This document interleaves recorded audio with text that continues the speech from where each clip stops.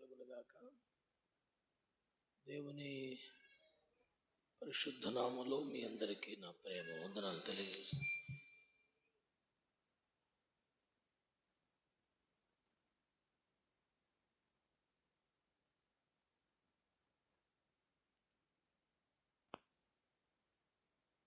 నన్ను ప్రేమించి ప్రభు నాకు ఇచ్చిన మంచి అవకాశాన్ని బట్టి ప్రభుని స్తుతిస్తున్నాను. నాకు ఇచ్చినటువంటి చక్కని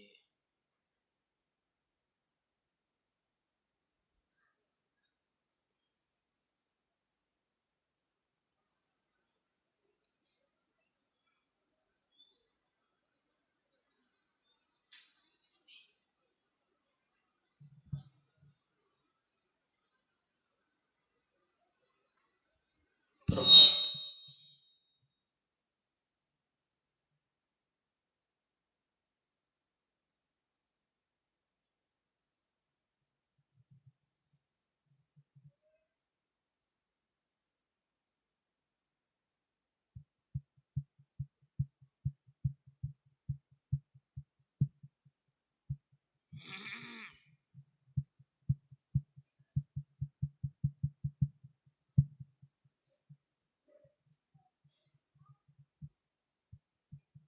ఫ్యాన్ బంద్ చేయ. ప్రభు నాకు ఇచ్చిన అద్భుతమైనటువంటి సమయాన్ని బట్టి ప్రభుని స్తుతిస్తున్నాను.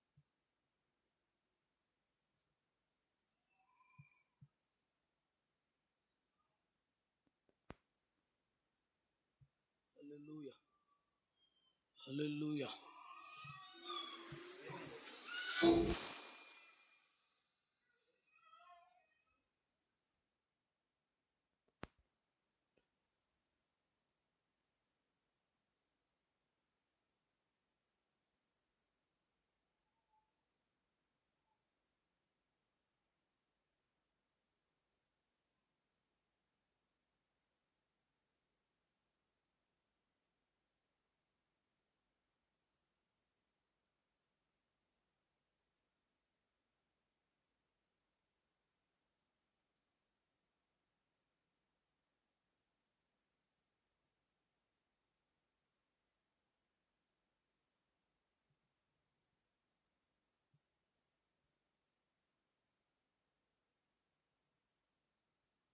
Praise the Lord. Hallelujah.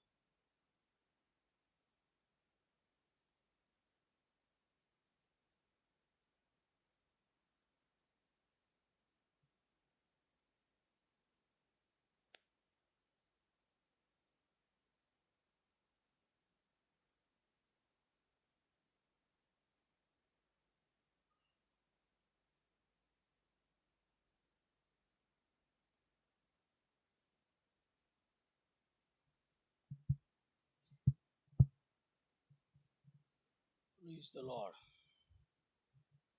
Praise the Lord. Hallelujah.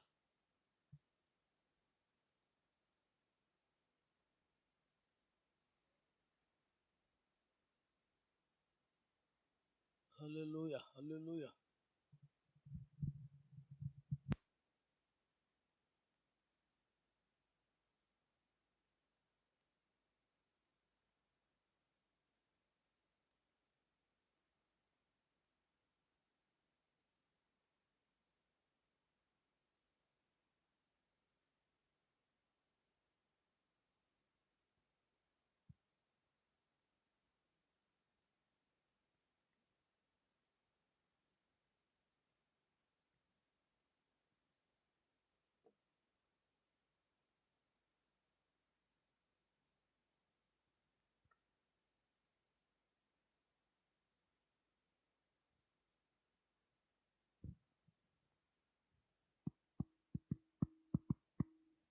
Praise the Lord.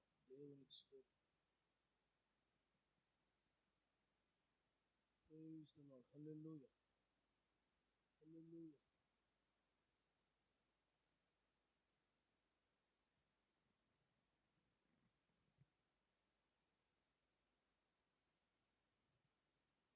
Praise the Lord. Praise the Lord.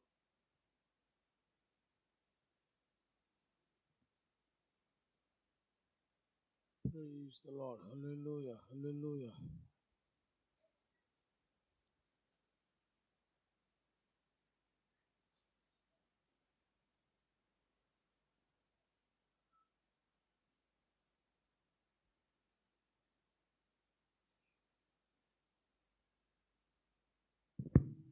Praise the Lord. Hallelujah. తెలుగులో ఒక సామెత ఉంది, ఎవడు కోతి ఆడికి ఆడుతుందంట, ఒకడు కోతి ఇంకోటికి ఆడదు. అట్లాగే ఎవరు మైకు వాళ్ళకే పలుకుద్ది అనుకుంటా. దేవుని నామానికి మహిమ కలుగునుగాక. ప్రభు పేరట మీ అందరికీ నా ప్రేమ వందనాలు.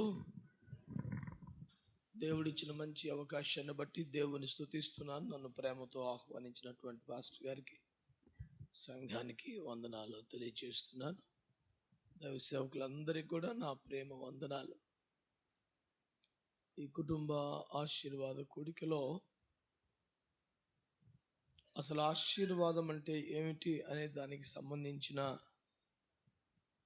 ఒక ఉపదేశాన్ని మీకు అందించాలని ఆశపడుతున్నాను. ఉదయకాలం దోర్నాలలో క్షేమాభివృద్ధి అంటే ఏమిటి అనే వాక్యాన్ని ధ్యానం చేశాం. ఈ కుటుంబ ఆశీర్వాద కూడికలో అసలు ఆశీర్వాదం అంటే ఏమిటి అనే ఒక విషయాన్ని మనం అందరం కలిసి ధ్యానం చేద్దాం. హల్లెలూయా. పరిశుద్ధ గ్రంథమైన బైబిల్లో నుండి ఆదికాండం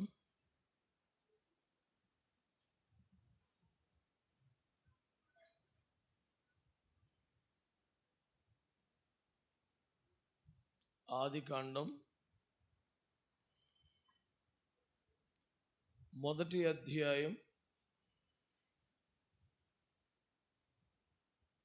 28వ వచనం.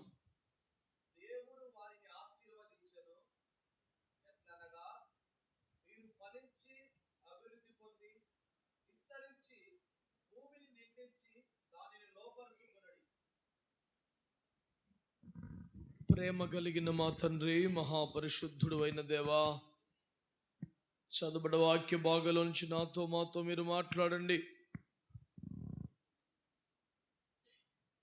ఆటంకాల, అభ్యంతరాలు, శోధనలన్నీ కొట్టివేసి మీ కృపా మహిమకు కీర్తి కలుగునట్లుగా,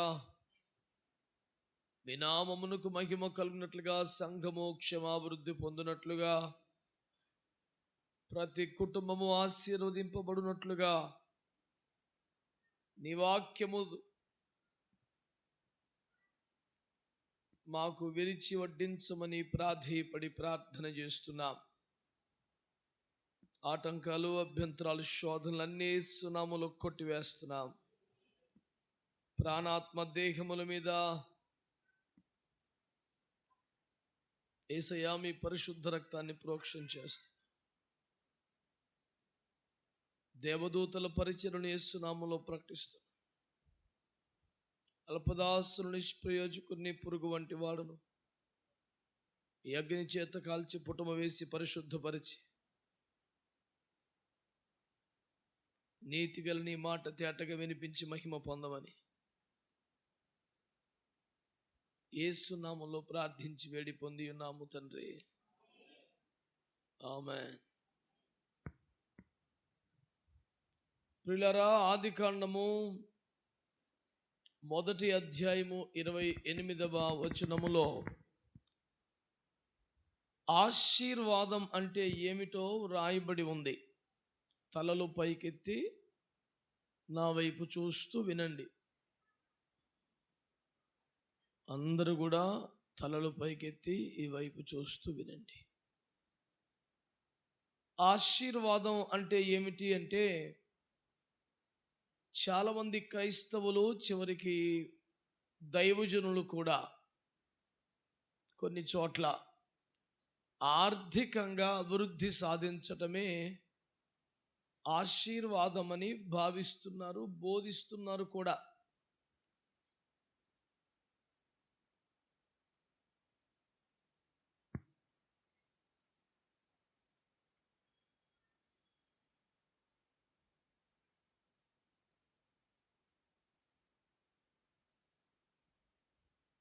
మరి వాక్య ప్రకారముగా ఆశీర్వాదం అంటే ఏమిటి? ఒక వ్యక్తి పేదరికంలోంచి బయటపడితే, ఆర్థికంగా అభివృద్ధిని పొందితే అది ఆశీర్వాదం కాదా?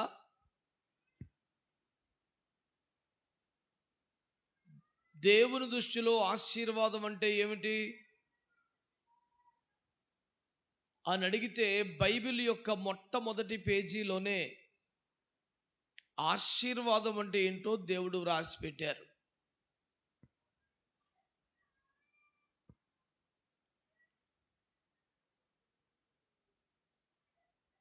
ఆయన వారిని ఆశీర్వదించెను ఎట్లనగా, మీరు ఫలించి అభివృద్ధి పొంది విస్తరించి నిండించి లోపరుచుకొనుడి అని వాక్యములో రాసి పెట్టాడు. అంటే అర్థం ఏంటంటే, ఈ 5 విషయములు కలయికే ఆశీర్వాదం. ఏమిటి 5 విషయాలు? మీరు ఫలించి అభివృద్ధి పొంది విస్తరించి నిండించి లోపరుచుకోగలిగితే దాన్ని ఆశీర్వాదం అంటారు. నేను ఒకప్పుడు బాగా పేదరికలు ఉన్నాను, ఇప్పుడు డబ్బులు వచ్చినాయి కాబట్టి దాన్ని ఆశీర్వాదమే అని బైబిల్ చెప్పటం లేదు. అలా అయితే భూమి మీద అసలు దేవుడే లేడని చెప్పేవారు. యేసుక్రీస్తును తీవ్రంగా వ్యతిరేకించేవాళ్ళు.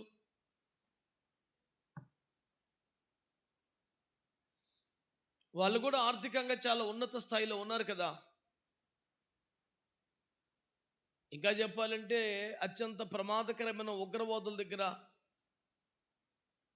దేశ వినాశనానికి కారకులైన మాఫియా వాళ్ళ దగ్గర కూడా బోల్డ్ డబ్బులు ఉన్నాయి.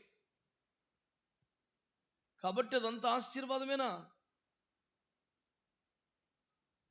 ఆశీర్వాదానికి ఆర్థిక అభివృద్ధి కొలబద్ద కాదు. ఒకప్పుడు చాలా దీనస్థితిలో ఉన్నాం, ఇప్పుడు బాగున్నాం కాబట్టి దాని పేరు ఆశీర్వాదం కాదు.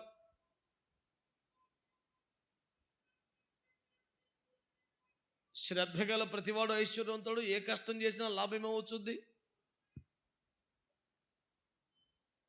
ఇవన్నీ అత్యంత సహజం. బైబిల్ లెక్కలో దేవుని దృష్టిలో ఆశీర్వాదం ఏంటంటే,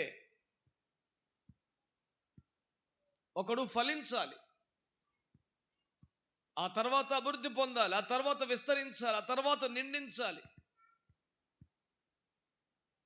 లోపరుచుకోగలగాలి. ఈ 5 ఎవడిలో కనబడతాయో వాడు ఆశీర్వదింపబడినట్లు లెక్క.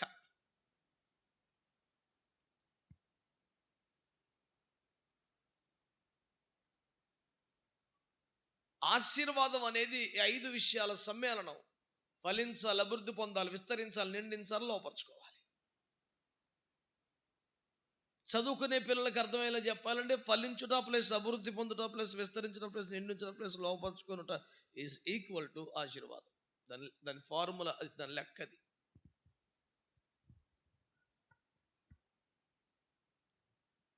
కాబట్టి మీరు ఇంతకీ ఆశీర్వదింపబడ్డారా లేరన్నది ఈ లెక్కలో తెలిసిపోద్ది మీకు.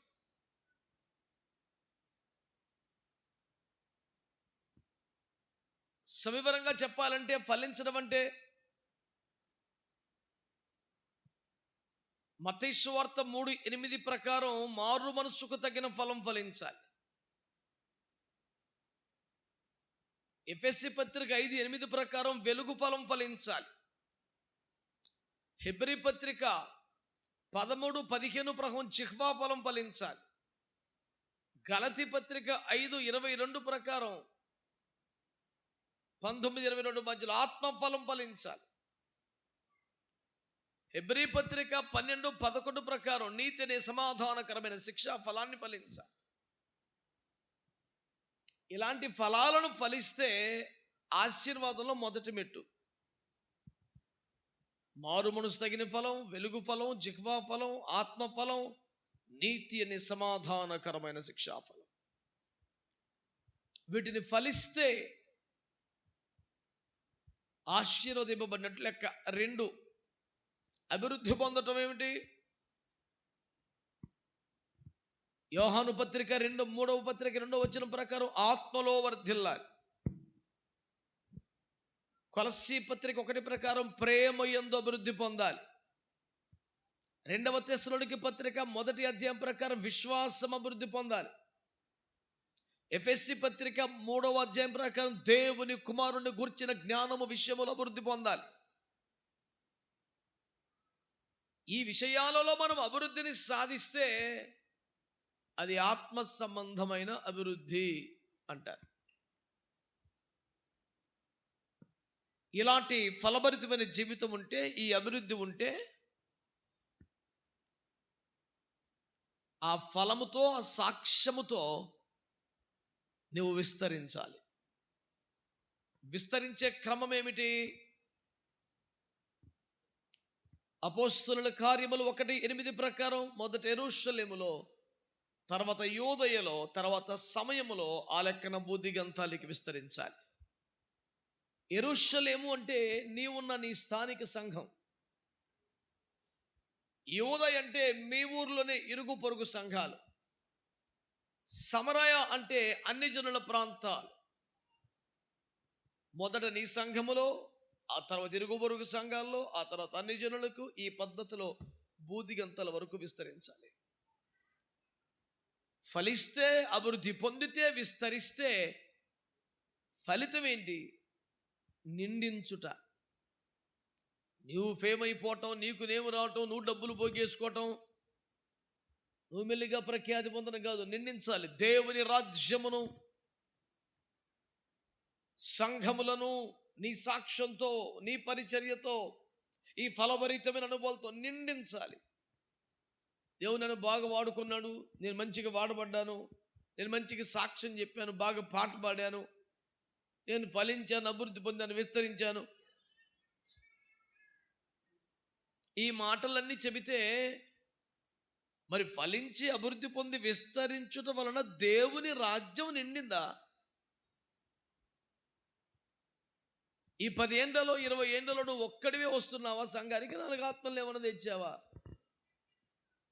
నీ వలన నిండిందేముంది? నువ్వు తప్ప. అక్కడ వాక్యములో అభివృద్ధి పొంది నిండిపోయేం లేదు, నిండించి అని ఉంది. నీవున్న సంఘాన్ని నూతన ఆత్మలతో నింపాలి. పరలోక రాజ్యమును ఆత్మలతో నింపాలి. దేవుని రాజ్యం అనే కొట్లను ఆత్మలతో నింపాలి. ఫలించి అభివృద్ధి పొంది విస్తరించి నిండించి, ఇంత చేసి డబ్బుకో, స్త్రీకో, పురుషుడికో, అధికారానికో, పొగడ్తలకో, తిండికో, మరో దరిద్రానికో లొంగిపోకుండా సమస్తమును లోపరుచుకోగలగాలి. అట్లయితే ఆ వ్యక్తిని ఏమనాలి? మనం ఆశీర్వదింపబడిన వ్యక్తి అనాలి. ఈ ప్రామాణికమేమీ లేకుండా కాసిన డబ్బులు రాగానే దేవుడు అతన్ని ఎంతగానో ఆశీర్వదించాడండి. దేవుడు మమ్మల్ని బాగా ఆశీర్వదించాడండి. మంచి బట్టలు కొనుక్కుంటే ఆశీర్వదించాడండి. మంచి వాహనం కొనుక్కుంటే ఆశీర్వదించాడండి. అవన్నీ కూడా శపించబడిన వారు అని చెప్పబడిన వారి దగ్గర కూడా ఉన్నాయి కదా. మరి ఈ ఫ్యాన్ బంద్ చేస్తావా?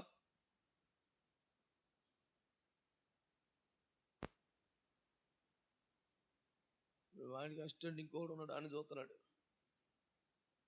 నువ్వు సూపర్. ఏం పేరు నీ పేరు? రారాజా. ఫీలింగ్ అయితే అట్టగా ఉంది. మరి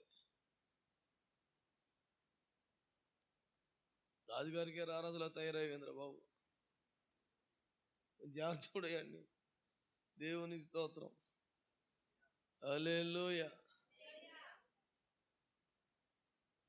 ఆశీర్వాదం అంటే ఏమిటి?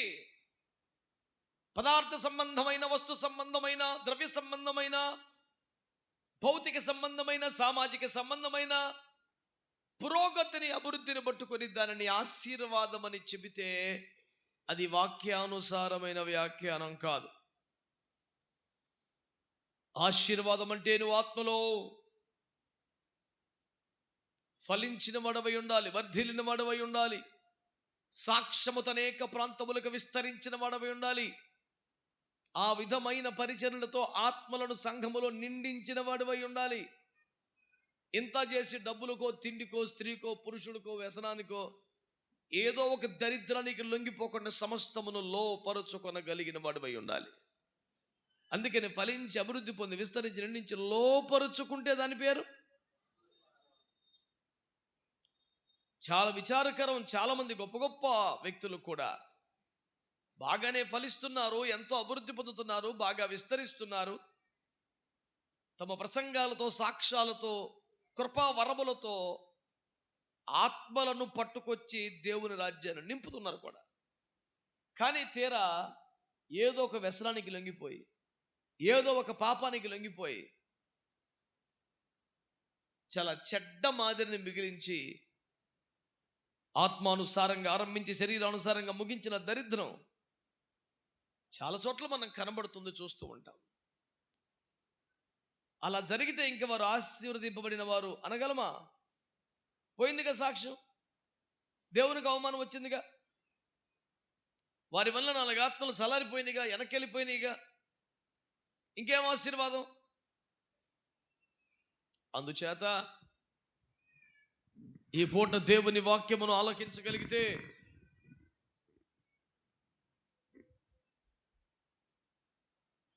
మనము ఫలభరితమైన క్రైస్తవ జీవితాన్ని, అభివృద్ధి కలుగుతున్న ఆత్మీయ జీవితాన్ని, విస్తరిస్తున్న సాక్ష్య జీవితాన్ని, సంఘములో నిండించుచున్నటువంటి అద్భుతమైనటువంటి సాక్ష్యాన్ని కలిగి ఏదో ఒకదానికి లొంగిపోకుండా జై జీవితాన్ని కలిగి ఉంటేనే. ఉదాహరణకి ఇశ్రాయేలు ప్రజలందరూ గట్టిగా స్తుతులు చెప్పి మందసం వెనక వెళ్ళి కేకలు వేస్తే ఎరికో కోట గోడలు కూలిపోయాయి. ఎరికో కోట గోడలను కూల్చడం పెద్ద కష్టం కాలేదు. 6 రోజులు సైలెంట్గా తిరిగారు, 7 రోజులు గట్టి కేకలెత్తే మొత్తం కూలిపోయింది, సులువుగానే అయిపోయింది. కానీ అందరి విలువైన వస్తువులను అన్ని కాల్చి పడేయమంటే అది కష్టమైపోయింది. కళ్ళ ముందు బంగారం కనపడుతున్న కాల్చండి అడుగుదురుద్ది. ఇల్లు తుడిచేటప్పుడు చిన్న చెత్తకాయతం కనపడితేనే తొలవాల వద్దని పట్టుకొని చూసే రకం కదా మనం. జేబులో 1,00,000 రూపాయలు ఉన్నా 10 రూపాయలు కాదు, అరే విలువైన నోటు కదా అని చెప్పేసి వేటగాడికి మించి దాన్ని ఒడిసి పట్టుకునే ప్రయత్నంలో అందివేసిన వాళ్ళుగా ఉంటాం కదా.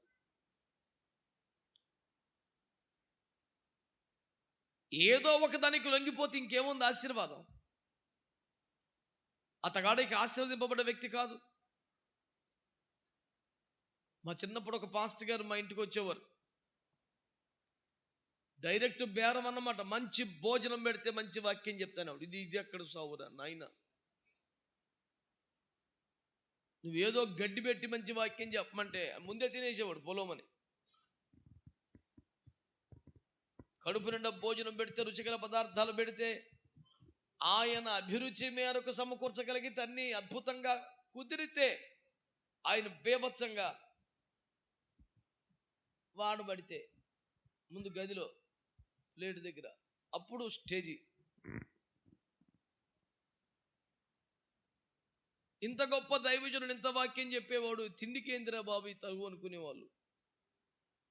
ఇంకొకడేమో డబ్బు బంగారు లాంటి పరిచయం చేస్తాను వచ్చాడో సభ విజయవంతమైనట్టే. కాకపోతే ఆయన పంపించడం అంటే సామాన్య విషయం కాదు.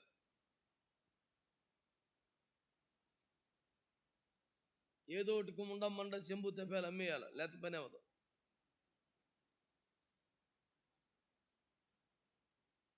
ఒక వ్యక్తిము తిండికి లొంగిపోయి, ఒక వ్యక్తిము డబ్బుకు లొంగిపోయి, ఇంకొకడికి తిండి జబ్బు డబ్బు ఇది ఉండదో, వాడికి పొగడతంటే చాలా ఇష్టం. నువ్వు పొగడితే నీ సంద ఇవ్వగల, ఉల్టా వాడే సంద ఇచ్చేళ్తాడు అవసరమైతే. అయ్యగారు వివత్స, ఒక్కల్లో చంద్రుడు, భూమి మీద ఒకే ఒక్కడు, ఇతక సాటిగాడు లేడు అని నువ్వు కాస్త పొగేసి పెట్టి రక్తం ఇచ్చేయి. తమ్ముడా సేవలో వాడుకో, నాకు 1,00,000 రూపాయలు ఇచ్చిపోతాడు. ఉన్నారట్టంటే వాళ్ళండి. మీకు ఏడ తగలలేదేమో, పొద్దున్న లేస్తే మేము దేశం మీద తిరుగుతున్నాం, చూస్తున్నాం. ఏమన్నా అయ్యగారు లేరంటారు అట్టండి వాళ్ళు. సైలెన్సు మెయింటైన్ చేస్తున్నారు వీళ్ళు. అమ్మో, సూపర్ మెయింటెనెన్స్. హల్లెలూయా. కాబట్టి ఇవన్నీ మీరు ఆలోచన చేస్తే ఆశీర్వాదం అంటే ఏంటిదండి? ఒక వ్యక్తి ఫలించాలి, అభివృద్ధి పొందాలి, విస్తరించాలి, నిందించాలి, చివరికి దేనికి లొంగిపోకుండా లోపరుచుకొనగలగాలి. అప్పుడు దాన్ని ఏమంటారు? ఆశీర్వాదం. దేవునికి స్తోత్రం కలుగునుగా. హల్లెలూయా. కనుక దేవుని వాక్యమును బాగా మీరు ధ్యానించగలిగితే ఆశీర్వాదం నిర్వచనం అది. ఏదో ఒక దాంట్లో రాణించి ఆశీర్వాదం అంటే కాదు. ఫలించి అభివృద్ధి పొంది విస్తరించి నుంచి లోపరుచుకోగలిగితేనే దాని పేరు ఆశీర్వాదం. మీరంతా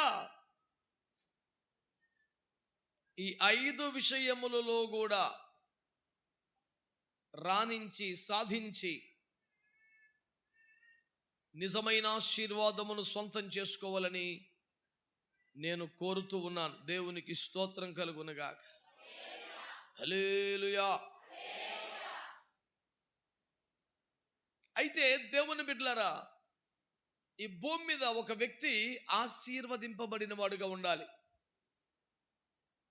ఒక కుటుంబం ఆశీర్వదింపబడిన కుటుంబంగా ఉండాలి అని అంటే, ఎవరికి దేవుడు ఆశీర్వాదాన్ని ఇస్తాడు అనే మాటలను పరిశుద్ధ గ్రంథములోంచి కొన్ని మీకు చూపెట్టాలని ఆశపడతా ఉన్నాను. దేవుని బిడ్డలారా, పరిశుద్ధ గ్రంథమైన బైబిల్లో నుంచి ద్వితీయోపదేశ కాండము 28వ అధ్యాయం 1వ వచనం. నీవు నీ దేవుడైన యెహోవా మాట శ్రద్ధగా విని నేడు నేను నీకు ఆజ్ఞాపించుచున్న ఆయన ఆజ్ఞలన్నిటిని అనుసరించి నడుచుకొనిన యెడల నీ దేవుడైన యెహోవా భూమి మీద ఉన్న సమస్త జనముల కంటే నిన్ను హెచ్చించును. దేవుని బిడ్డలారా, ఒక వ్యక్తి ఎలాగో ఆశీర్వదించబడతాడు? ఈ దీవెనలన్నీ నీ మీదకొచ్చి నీకు ప్రాప్తించును అని దాని తదుపరి మాట మీకు కనబడుతుంది. ఒక వ్యక్తికి ఎప్పుడు ఆశీర్వాదం వచ్చుద్ది అని అంటే, బైబిల్ గ్రంథములో దేవుడు చెప్పిన మాట.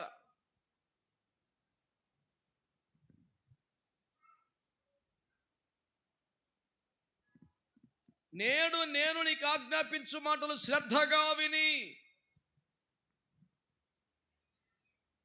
ఆశీర్వాదం ఒక వ్యక్తి మీదకి రావాలంటే వాళ్ళు దేవుని మాట వినాలి. అనండి, ఏం చేయాలండి? దేవుని బిడ్డలు కూడా చాలా మంది బంధువుల మాటకి, స్నేహితుల మాటకి ఇచ్చినంత విలువ దేవుని వాక్యానికి ఇవ్వరు. చాలా మంది చెవియొగ్గి ఆలకించినట్టున్నారు, పాటించరు. మాట వినడం అంటే పాటించడం కదా.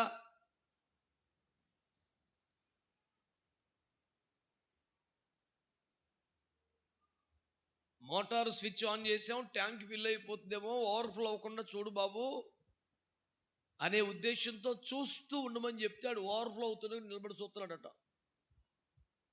అప్పుడు ఎన్నట్టాడు విని విన్నట్టు ఆడంతే. ఇక అదేందిరా అంటే, చూడమన్నావుగా, చూస్తున్నానుగా అన్నాడు ఆడు. చాలా మంది క్రైస్తవ జీవితాలు అంతే. చెప్తుంటే అవునంటారు, ఆమేన్, స్తోత్రం, ప్రైజ్ ది లార్డ్, హల్లెలూయా అడు అడావుడు చూస్తే అసలు భూమి మీద ఎవడైనా వాక్యాన్ని గౌరవించే వాళ్ళు ఉంటే, వాక్యాన్ని పాటించే వాళ్ళు అంటే ఈడే నెంబర్ 1 అనుకుంటాం మనం. ఆడ అసలు పాటించడు. నేడు నేను నీకు ఆజ్ఞాపించు మాటలు శ్రద్ధగా విని అంటే చెవియగా ఆలకించి బయటికి వెళ్ళి నీకు నచ్చింది చేసుకోమని కాదు కదా, వాటి చొప్పున చేయమని కదా. యాకోబు పత్రిక 1:19 మీరు వాక్యముని వినువారు మాత్రం మిమ్మల్ని మీరు మోసపుచ్చుకొనక వాక్య ప్రకారం ప్రవర్తించువారునై ఉండండి చెప్పాడుగా. కేవలం వింటే ఏంటి ఉపయోగం?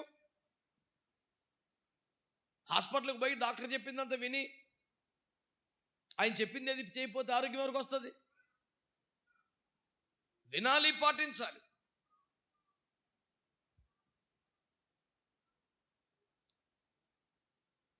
అబ్రాం గారు అనండి, ఏం పెట్టుబడి ఏముంది, ఉరిని అనొచ్చు కదా అనండి. ఇంకా హామ్ అనలేదు నేను. అబ్రామే అప్పటికి ఇంకా నేను మాట్లాడే 15 అధ్యాయంలో దేవుడు స్వయంగా దిగి వచ్చి అతని గుడారములోకి వెళ్ళి చేయబట్టు బయటికి తీసుకొచ్చి విశాలపరిచే దర్శనాన్ని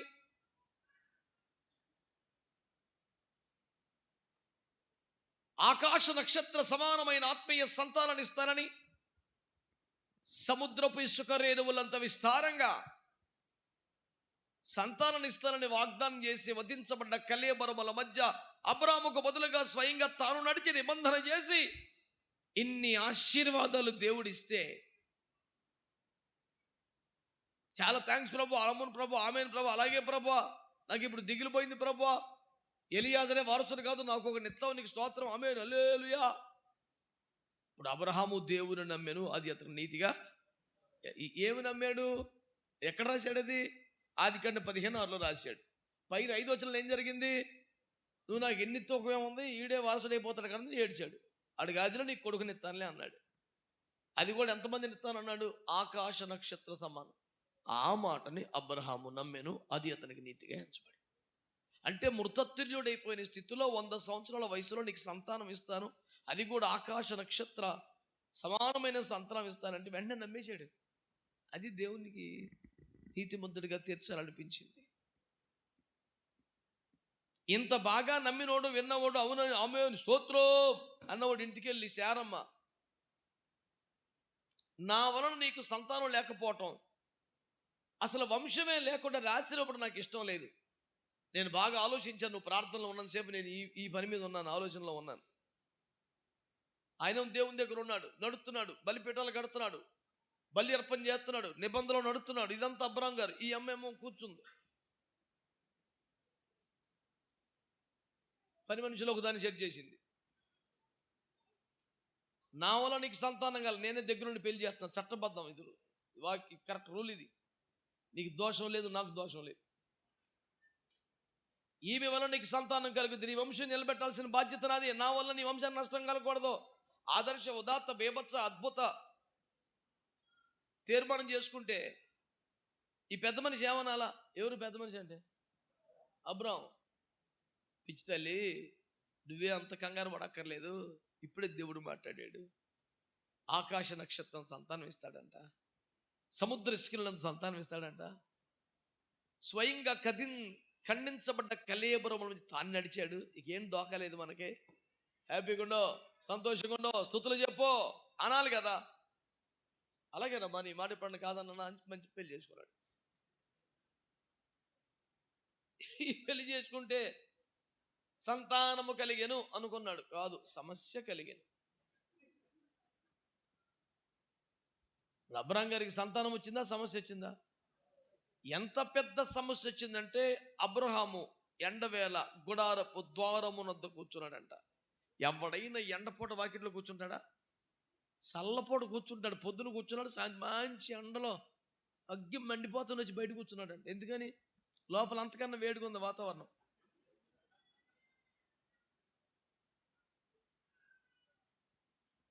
ఏ వాతావరణం?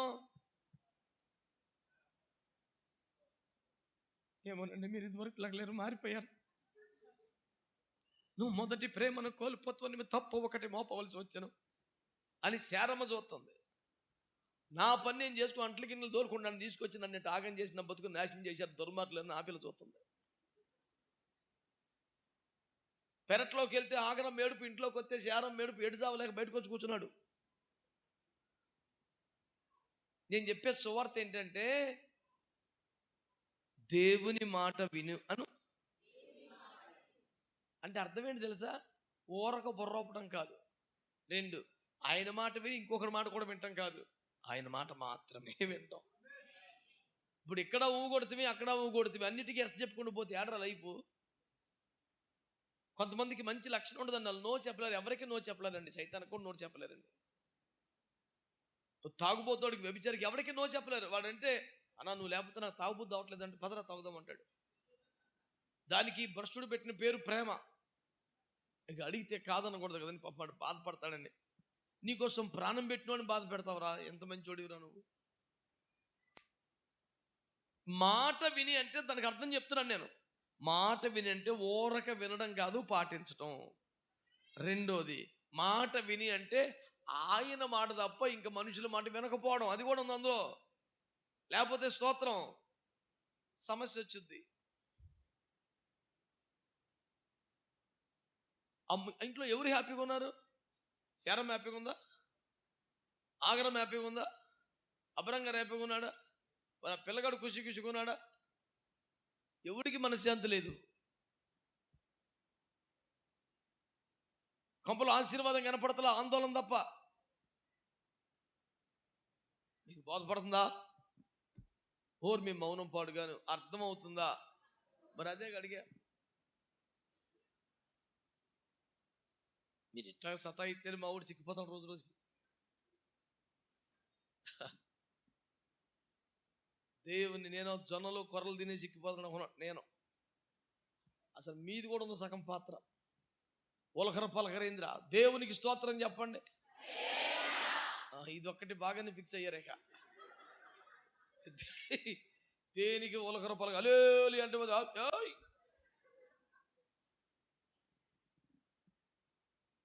విస్తరించబడ్డ ఆలయం అంతా పురుషులకి అంకితమైందా? దేవునికి స్తోత్రం. హల్లెలూయా. బిడ్డలారా, ఈ మాట మంచిగా వినాలి.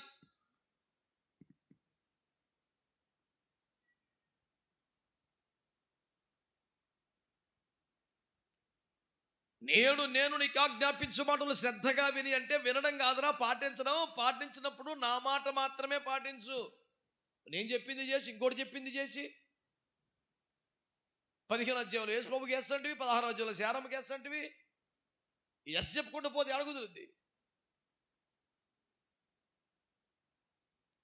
లీడర్షిప్ క్వాలిటీస్లో ఒక క్వాలిటీ చెప్తారు.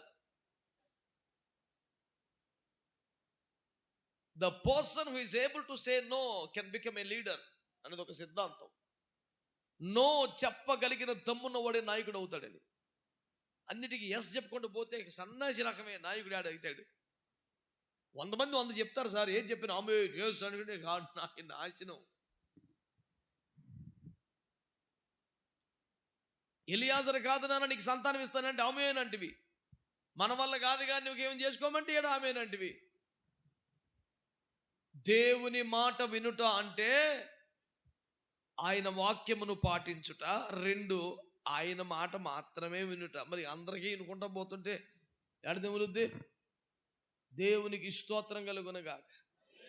నేడు నేను మీకు ఆజ్ఞాపించు మాటలు శ్రద్ధగా వింటే మీకు ఆశీర్వాదం. ఆమేనని చెప్పండి. హల్లెలూయా. దేవుని వాక్యం వినే వాళ్ళందరూ అంటే పాటించే వాళ్ళు మాత్రమే స్తోత్రం చెప్పండి. నిజమేనా? కొంతమందిలో మనస్సాక్షి పనిచేసి చెప్పలా, సైలెంట్గా ఉన్నారు. మీ మనస్సాక్షి బాగానే ఉంది కానీ మరి పాటించే విషయం కూడా ఆలోచించాలిగా. శ్రద్ధగా పాటించాలి. ఆమేన్. అపోస్తలుల కార్యముల గ్రంథం 3వ అధ్యాయం 26వ వచనం.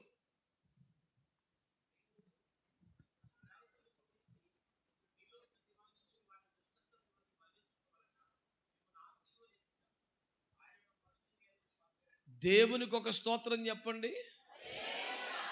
దేవుడు తన సేవకుని పుట్టించి మిమ్మును దుష్టత్వము నుండి మళ్లించుట వలన ఆశీర్వదిస్తాడట. అందరూ హల్లెలూయా చెప్పండి.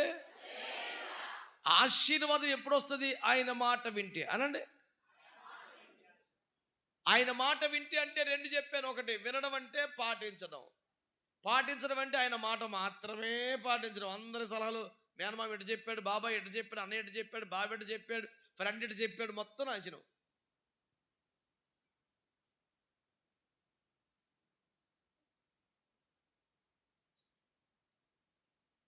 ఒక తల్లికి 7 కొడుకులు అంట. ఆ వంట చేస్తా గబుక్కుని పనిబడి బయటికి వెళ్తారే, కొంచెం కూర చూస్తా ఉండండిరా అని చెప్పి వెళ్ళిందంట. అంత నమ్మకంగా అమ్మ చెప్పాక మరి బాధ్యత లేకపోతే 7 బాధ్యత తీసుకుని 7 ఉప్పేశారంట. అమ్మ చెప్పే పాటించకపోతే అట్టని 7 కొడుకులు నమ్మకంగా బాధ్యతగా ఉప్పేశారంట కూరలో. ఇక కూర ఎట్టుంటుంది అంటారు?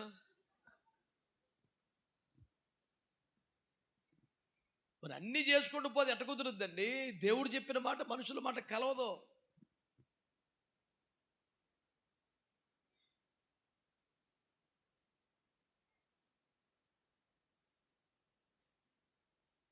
దేవుని మాట మాత్రమే వినాలి. ఫస్ట్ పాయింట్ అది. ఆమేన్. బేతేలు నుంచి ఒక ప్రవక్త వచ్చాడు. నువ్వు వెనక్కి తిరిగి రావద్దు అబ్బాయి, ఎక్కడ భోంచేయొద్దు అబ్బాయి, వేరే రూట్లో వచ్చామని దేవుడు చెప్పాడు. చాలా గొప్ప దైవజనుడు ఆయన. అక్కడికి వెళ్ళాక ఇంకో దొంగ ప్రవక్త వచ్చి, ఉట్టిదే దేవుడే నాతో ఇప్పుడు మాట్లాడాడు, నీ సేవకుడు వస్తున్నాడు, భోజనం పెట్టమని చెప్పాడు అని అబద్ధం ఆడితే, దేవుడే చెప్పాడా అని వెళ్ళి భోంచేశాడు. గాడిద మీద వెళ్తుంటే అడవిలోంచి సింహం వచ్చి గాడిదనేమి చేయకుండా దైవజనులను మాత్రమే చంపేసింది. చిత్రం చెప్పనా? సింహం వచ్చి అటాక్ చేస్తే గాడిదకి భయపడదా? కానీ కమ్మగా గాడిదట్టు నుంచొని ఉంది. ఇది పాస్టర్ గారి శవం. సింహం వచ్చింది, పాస్టర్ గారిని సావుగొట్టింది, రక్తం తాగట్లా, మెదడు తింట్లా, గుండెకాయ తింట్లా, పక్క నుంచి వస్తుంది కాపలా. మధ్యలో పాస్టర్ గారి శవం, యువతల సింహం, యువతల గాడిద ఉన్నాయి. ఊరి జనంతో చిన్నప్పుడు చూస్తున్నాడు, ఎవడు భయపడతలా. దేవుని కార్యం అంత విచిత్రంగా చూసారా? ఇంతకీ ఏం చేశాడు పాస్టర్ గారు? దొంగతనమా, వ్యభిచారమా? ఏమీ లేదండి. ఆయన చేసిందాళ్ళు ఏంటి తెలుసా? నువ్వు వెళ్ళిన త్రవలో వెనక్కి రావద్దు, ఎవరింట్లో భోంచేయొద్దు నాన్న, ఈ మాట చెప్పేసి వచ్చేయమన్నాడు. ఓ అలాగే అన్నాడు. దేవుడే చెప్పాడు నాన్న భోజనం, అలాగా అని తినేసాడు, చచ్చిపోయాడు. కాబట్టి దేవుని మాట వినుట అంటే దేవుని మాట మాత్రమే వినుట అని కూడా ఉంటుంది అర్థం. అందులో మధ్యలో ఎవరేం చెప్తే వినుకుంటా పోతే ఎట్ట కుదురుద్ది? నేను నీకు ఆజ్ఞాపించు మాటలు వింటే ఆశీర్వాదం అంటే, ఈ క్రమంలో మనుషుల మాటలకు మనం విలువ ఇవ్వకూడదు. దేవుని మాటను మనం పాటించాలి. దేవునికి స్తోత్రం కలుగునుగా. హల్లెలూయా. రెండవ మాట మనం చూసినప్పుడు, మీలో దేవుడు ఒక సేవకుని పుట్టించి మిమ్మల్ని దుష్టత్వము నుండి మళ్లించడం వలన యెహోవా మిమ్మను ఆశీర్వదించును. స్తోత్రం చెప్పండి. అంటే దేవుడట మన కొరకి ఒక సేవకుని లేపుతాడంట. ఆయన మన ప్రాంతాలకి పంపుతాడంట. ఆయన స్వార్థ ప్రకటించడం ద్వారా, ఆయన ప్రార్థనలు చేయడం ద్వారా మనం ప్రభువులోకి వస్తాం, మనం రక్షణలోకి వస్తాం, మనం సంఘంలో చేర్చబడతాం, మనం దేవుని కుటుంబంగా కట్టబడతాం. ఈ పనులు అంటే ఏం చేస్తాడట? దుష్టత్వము నుండి మళ్ళిస్తాడు అనంటే, నిజమైన ఆశీర్వాదము స్వస్థత వస్తే కాదు, కష్టాలు పోతే కాదు, దుష్టత్వము నుండి మళ్ళింపు. తన సేవకుని పంపి మిమ్మల్ని దుష్టత్వము నుండి మళ్ళించడం వలన ఆయన మిమ్మల్ని ఆశీర్వదిస్తాడు. అంటే నిజమైన ఆశీర్వాదం రావాలంటే మనం దుష్టత్వం నుంచి మళ్ళింపబడాలి. శరీర కార్యం నుంచి, లోక సంబంధించిన స్వచ్ఛత్వంలో నుండి, మనసు నచ్చినట్టుగా, శరీరం కోరుకున్నట్టుగా, కన్ను ఆశించినట్టుగా, ఇష్టానుసారంగా బ్రతికే బ్రతుకు నుండి దేవుని చిత్తములోనికి, దేవుని క్రమంలోనికి, దేవుని వాక్యంలోని, దేవుని సంఘంలో నుండి, ఆత్మ నడిపింపులోనికి వచ్చే దుష్టత్వములో నుండి మళ్ళింపబడితే ఏమొస్తుందంట? అనలేదుగా మీరు అసలు అనండి మంచిగా. దుష్టత్వము నుండి మళ్ళింపబడితేనే నువ్వు మాటలు విని, ఆమెను చెప్పి, పాటలు పాడి, సపట్లు కొట్టి, స్తోత్రం చెప్పి, ఎన్ని చేసి ఆ దుష్టత్వము నుండి, ఆత్మీయ అహంకారం నుండి, కర్మము నుండి, అవిధేయత నుండి, తిరుగుబాటు నుండి నువ్వు వెనుకకు మళ్ళింపబడకపోతే నీకేం ఆశీర్వాదం ఉంటుంది? సేవకుడు గద్దించినప్పుడు ఎంతమంది లోపడుతున్నారు? ఆయన తన సేవకుని పుట్టించి మీ యొద్దకు పంపించి దుష్టత్వంలో నుండి మళ్ళించే మీకు ఆశీర్వాదం వస్తుందంట. దేవుడు మీ కొరకే ఒక సేవకుని పంపాడా? ఓ దైవజనుడు మీ కొరకు ప్రతిష్ఠించబడి మీ జీవితాల కొరకు సంఘ కాపరిగా సేవలు అందిస్తున్నాడా? అతను దింపబడంటే దేవుడు మిమ్మల్ని దుష్టత్వములను మళ్ళించుట ద్వారా ఆశీర్వదించడానికి. కనుక వాక్యాన్ని ఖండించినప్పుడు, గద్దించినప్పుడు, బుద్ధి చెప్పినప్పుడు అలిగితే ఎలా, కోప్పడితే ఎలా? ఈ చర్చిలో మానేసాడు, ఇంకో చర్చికి పోతే ఆ చర్చిలో పాస్టర్ వాక్యం ధర కత్తిస్తాడు. మరి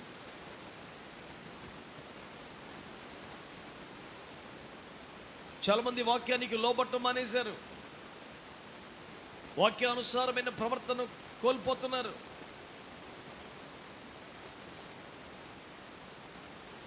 ఈ రోజున దేవుని వాక్యాన్ని మంచిగా అర్థం చేసుకునే ప్రయత్నం చేయండి. దుష్టత్వం నుండి మళ్లింపబడితే మీకు ఆశీర్వాదాలు వస్తాయి. దేవునికి స్తోత్రం కలుగునగా. అందరు చెప్పారా?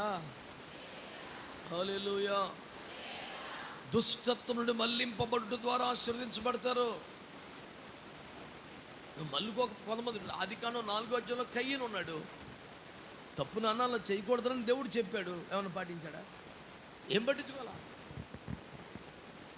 వాకిట పాపము పొంచి ఉందని చెప్తే ఖాతరు చేయలా. నువ్వు ముఖం చిన్నబుచ్చుకోవద్దురా అంటే ఖాతరు చేయలా. నువ్వు కోపపడనేలా అంటే ఖాతరు చేయలా. సత్క్రియ చెయ్యొచ్చు కదా అంటే ఏం చెప్పినాడు? ఇంకా అడుగున్న చేస్తాడంతే. ఆ తర్వాత తెలుస్తాడు, అయ్యో నా దోష శిక్ష భరించలేనంత గొప్పది బాబోయ్. ఇప్పుడు ఏడు ఉపయోగంగా ఉంది. ఇప్పటికీ శాపగ్రస్తుడమే, ఇంకా నాశనం అయిపోయింది.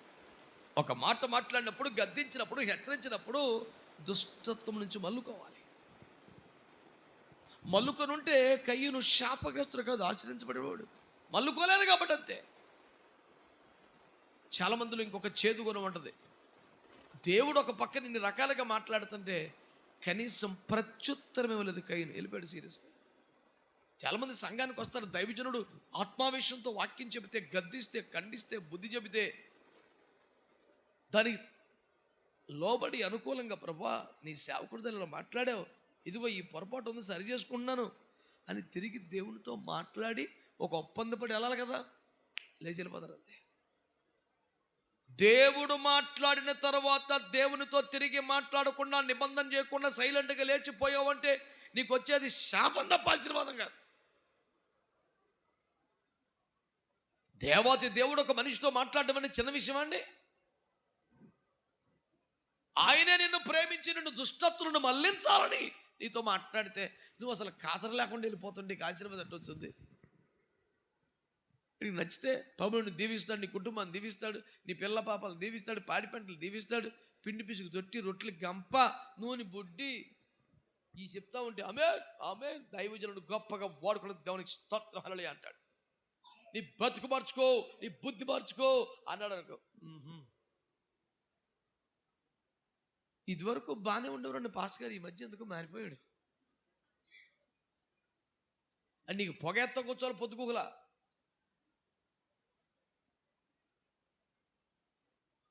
గాడ్ బ్లెస్ మినిస్ట్రీ అన్నమాట. God bless you sister, God bless you brother, God bless your family, finances.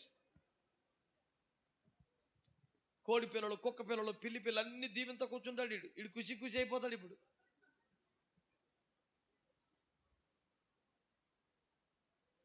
దైవజనుడట దుష్టత్వం నుండి మళ్లించినప్పుడు ఆశీర్వాదాలు వస్తాయంట. ఆ మార్గం తప్పు, ఆ పద్ధతి మంచిది కాదు, అలా చేయకూడదు, వద్దు అని అడ్డుపడి మార్గం మళ్లించాలంట. అది ఆశీర్వాదం వస్తుంది.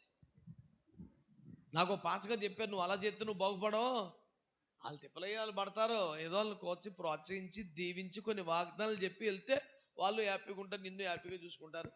నీ హ్యాపీ మండిపోని ఎవడు రీడు? నేను దేవుని సంతోషపరచాల్సిన సేవకుని కదా. ఈ క్రమంలో మనుషులు కొంచెం బాధపడ్డా తర్వాత అర్థం చేసుకుంటారని మనం ముందుకెళ్ళాలిగా. అంట కాదంట. బిడ్డలారా, యెహోవా మిమ్మును ఆశీర్వదించునుగాక. ఆమేన్. ఏందిరా ఐస్ క్రీమ్ అమ్మకు రోడ్డు మీద ఎక్కి పద్దాకా? మంచోళ్ళు మట్టికే స్తోత్రం చెప్పండి. చూసుకోయ్యా, సగం మంది చెప్పలా. నన్నేమనబాకు నువ్వు మళ్ళీ. దేవునికి స్తోత్రం కలుగునుగాక. హల్లెలూయా. ఆశీర్వాదాలు అంటేనండి, ఖర్చు కొనుక్కుంటే, నూనె డబ్బా కొనుక్కుంటే, సందా ఎత్తే, బియ్యం ఎత్తే, ఇవన్నీ రావురా బాబా అని మళ్ళీ పనులు. అసలు కోర్సు అది కాదు.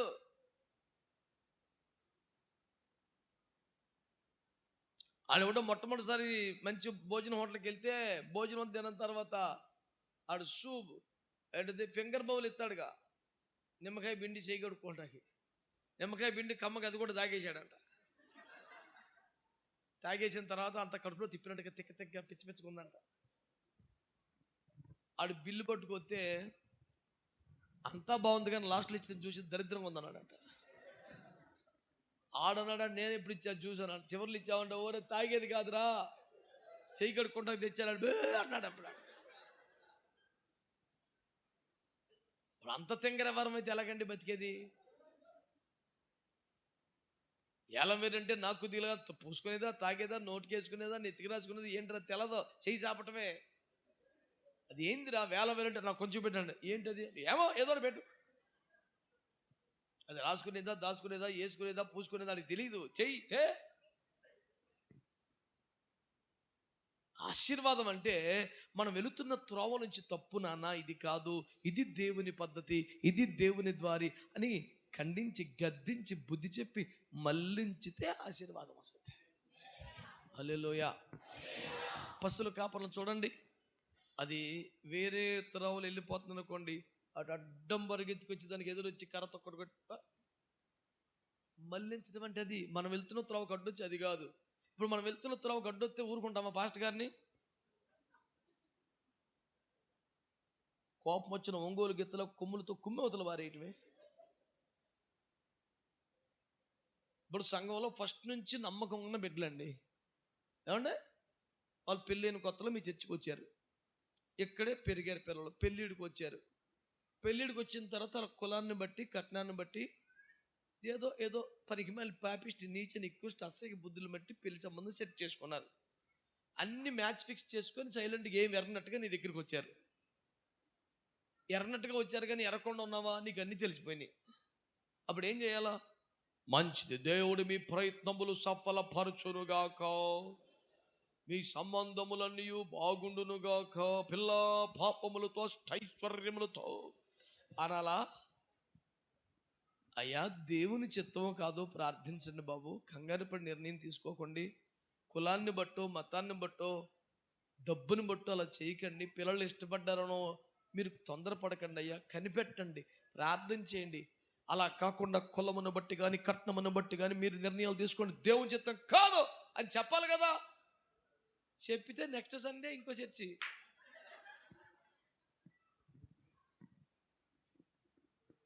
మీకును మాకును అడ్డము తొలగించిన దేవునికి స్తోత్రం. హల్లెలూయా. శిలువ కార్యం అదే. కొలసి 2:15 ఆయన అడ్డమేమీ లేకుండా చేశాడంట. దేవునికి స్తోత్రం కలుగునగా. కనుక నేను చెప్తున్న ఉపదేశం వింటున్నారా? ఇలా అడ్డుపడే పాస్టర్ గారు దొరికితే మీరు అంగీకరిస్తారా? చర్చి మార్చేస్తారా? ఏందండి పాస్టర్ గారు ఏ క్లాస్ సంబంధం ఫిక్స్ చేసుకుని అడ్డం పడతాడు వచ్చి? అది ఏ క్లాసా సి క్లాసా కాదు, వాక్యానుసారమా కాదా? మన మావోడు ఒకటి ఫిక్స్ అయ్యాడు ఒక సంబంధానికి. అది ఎలాగైనా ఫిక్స్ అవ్వాలని ప్రార్థన చేయమని నన్ను నా ప్రాణం తీసేస్తున్నాడు. ఏంది దాన్ని ఎంక్వైరీ చేస్తే ఒక్కతే ఆడపిల్ల అంట, మంచి ఇల్లు తోట పొలం ఉన్నాయి. ఈ సంబంధం పోకూడదని తెగ ప్రార్థన చేసేస్తున్నాడు. నేను చేయట్లేదని నా మీద అలుగుతున్నాడు. అయ్యగారికి ఎంతో దేన మనసుతో చెప్పినా ఆయన దగ్గర కొంచెం స్పందన లేదండి. మా సంబంధం విషయంలో ప్రార్థన చేయమంటే అయ్యగారు చేయాలి కదండి. వీడి సంబంధం అంతే అండి, ఒక్కతే కూతురని ఈ సబ్జెక్ట్ అది. అడిగి తునవపనం వస్తుంది, మొత్తం మనకు వచ్చేద్దని. గుడిలో లింగాన్ని మింగే రకం వీడు. వీడికి నేను ప్రార్థన చేయాలండి. ఇప్పుడు యాకోబు అలాగే వరస అవుద్దని మరదలని మా కూతురని నిచ్చెనగా దేవుడే దిగొచ్చిన అడ్డొచ్చినా సారీ మై జీసస్ని ఇప్పుడు నిచ్చెన ఎక్కలేను.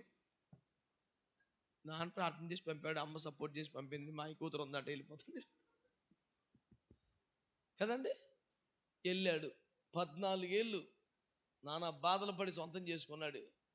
ఇన్ని సావులు తెచ్చి సొంతం చేసుకుంటే కోరుకున్న భార్య దక్కింది, హల్లెలూయా అని మనోడు ఉద్యమం ఉన్నాడు. ఆ పిల్ల మట్టికి ఒక విగ్రహాన్ని దొంగిలించి బ్యాగులు పెట్టి తెచ్చేసింది. ఇంటికి తెచ్చుకోలేకపోయాడు, దారిలో తెచ్చిపోయింది. దారిలో చచ్చిపోయిందండి.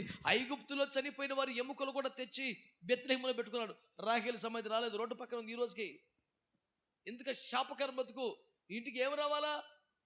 అమ్మాయి రావడం అంటే ఆత్మీయత రావాలి, అభిషేకం రావాలి, ప్రార్థన రావాలి, సమర్పణ రావాలి, నడిపింపు రావాలి. ఇద్దరం ఇంత బంగారం తెచ్చుకుంటే నాశనం అయిపోయింది.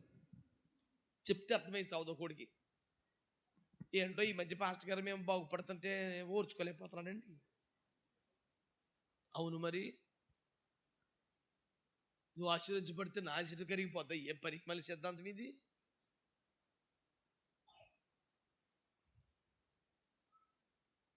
ఏం చెప్పిందో అర్థం ఉందంటారా?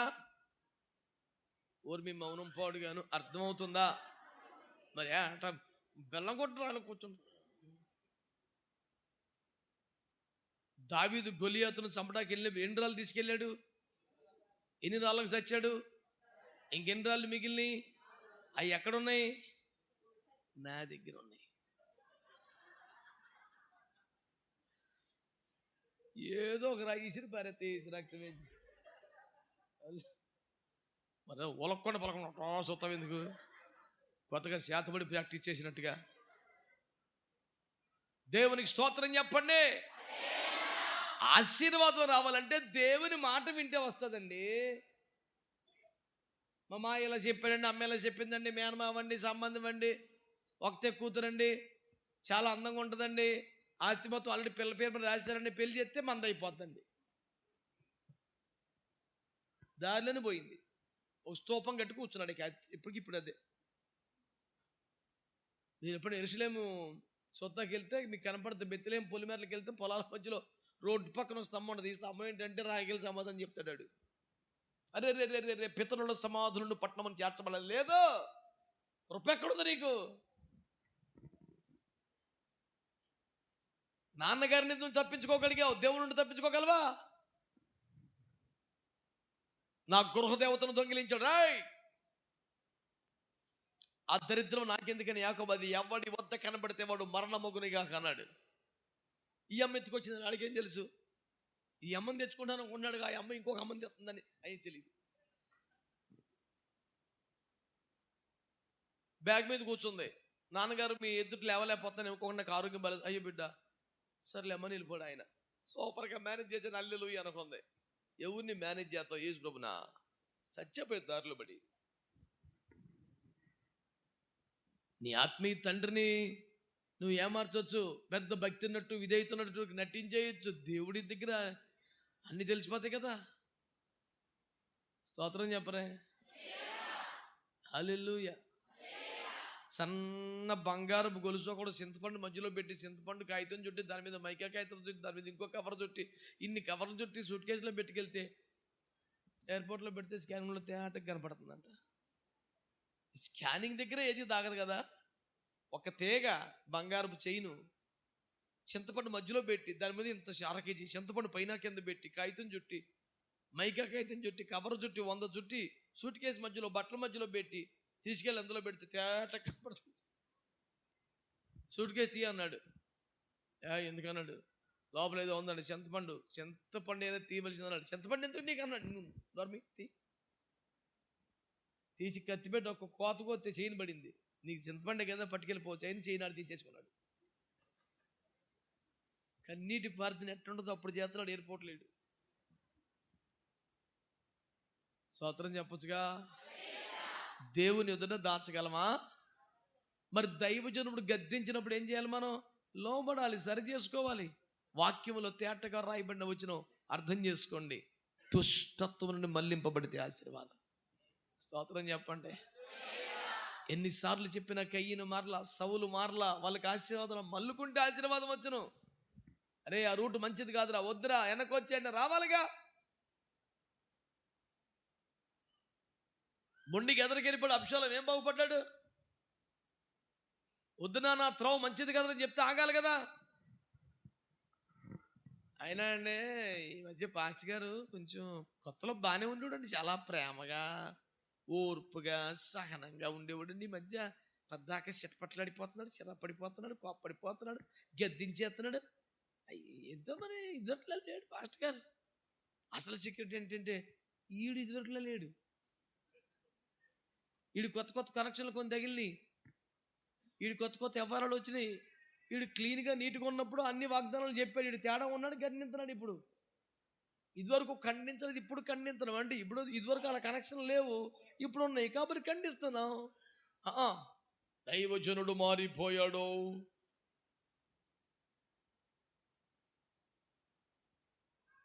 దేవుని వాక్యం లాలించుము, ఎత్తుకొనము, ఉజ్జగించుము, ముద్దాడుము, పైకి ఎత్తి సన్మాం చూపించి అన్నం తినిపించమని చెప్పాడా? ఖండించుము, గద్దించుము, బుద్ధి చెప్పుము, నీతి యందు శిక్ష చేయమని చెప్పాడు.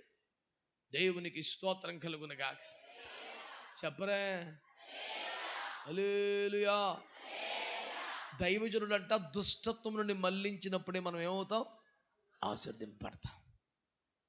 అది తప్పు త్రోవ అని చెప్పకపోతే ఎలాగా? ఆ త్రోవకు అడ్డుపడకపోతే ఎలాగా? చెబితే మీరు ఆశ్రయించబడతారు, చెప్పపోతే ఆయనకి వస్తుంది ఇష్టం. మళ్ళీ సమూయేలు మొదటి గ్రంథం 3వ అధ్యాయం 9వ వచనంలో ఏలీ అట తమ కుమారులు తమను తాము శాపగ్రస్తులుగా మార్చుకొనుచున్న సంగతి ఎరిగియు అడ్డుపడనందున ఆ ఇంటి మీదకి నిత్యమైన శాపం వచ్చేసిందంట. పిల్లలు తప్పు చేస్తారని తెలిసి కూడా అడ్డుపడలేదంట. నేను బాధపడతారండి ఇంక ఈ రోజుల్లో. అనా నువ్వు అలా మాట్లాడుతున్నావు, ఇదివరకు రోజులు లేవో. ఎవడో గద్దించేస్తే పని ఇలా లేదు. ఇప్పుడు చూసి చూన్నట్టుగా పోనివ్వాలి. నువ్వు పోనివ్వటం కాదు, నువ్వే పోతావు. తమను తాము శాపగ్రస్తులుగా మార్చుకొనుచున్న సంగతి ఎరిగియు అడ్డుపడనందున ఇంటి మీదకి నిత్యమైన శాపం వచ్చేసింది. అడ్డుపడాలి సేవకుడు.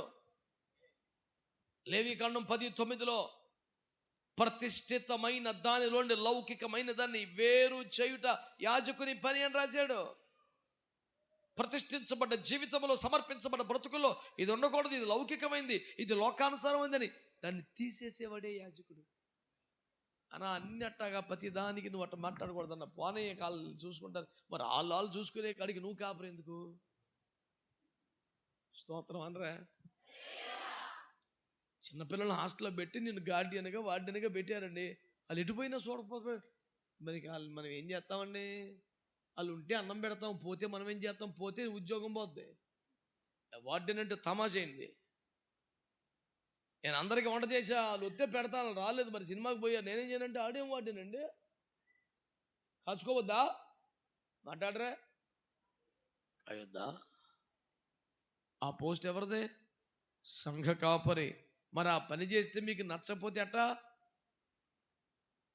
దుష్టత్వం నుండి మళ్ళించితేనే ఆశీర్వాదాలు వస్తాయి.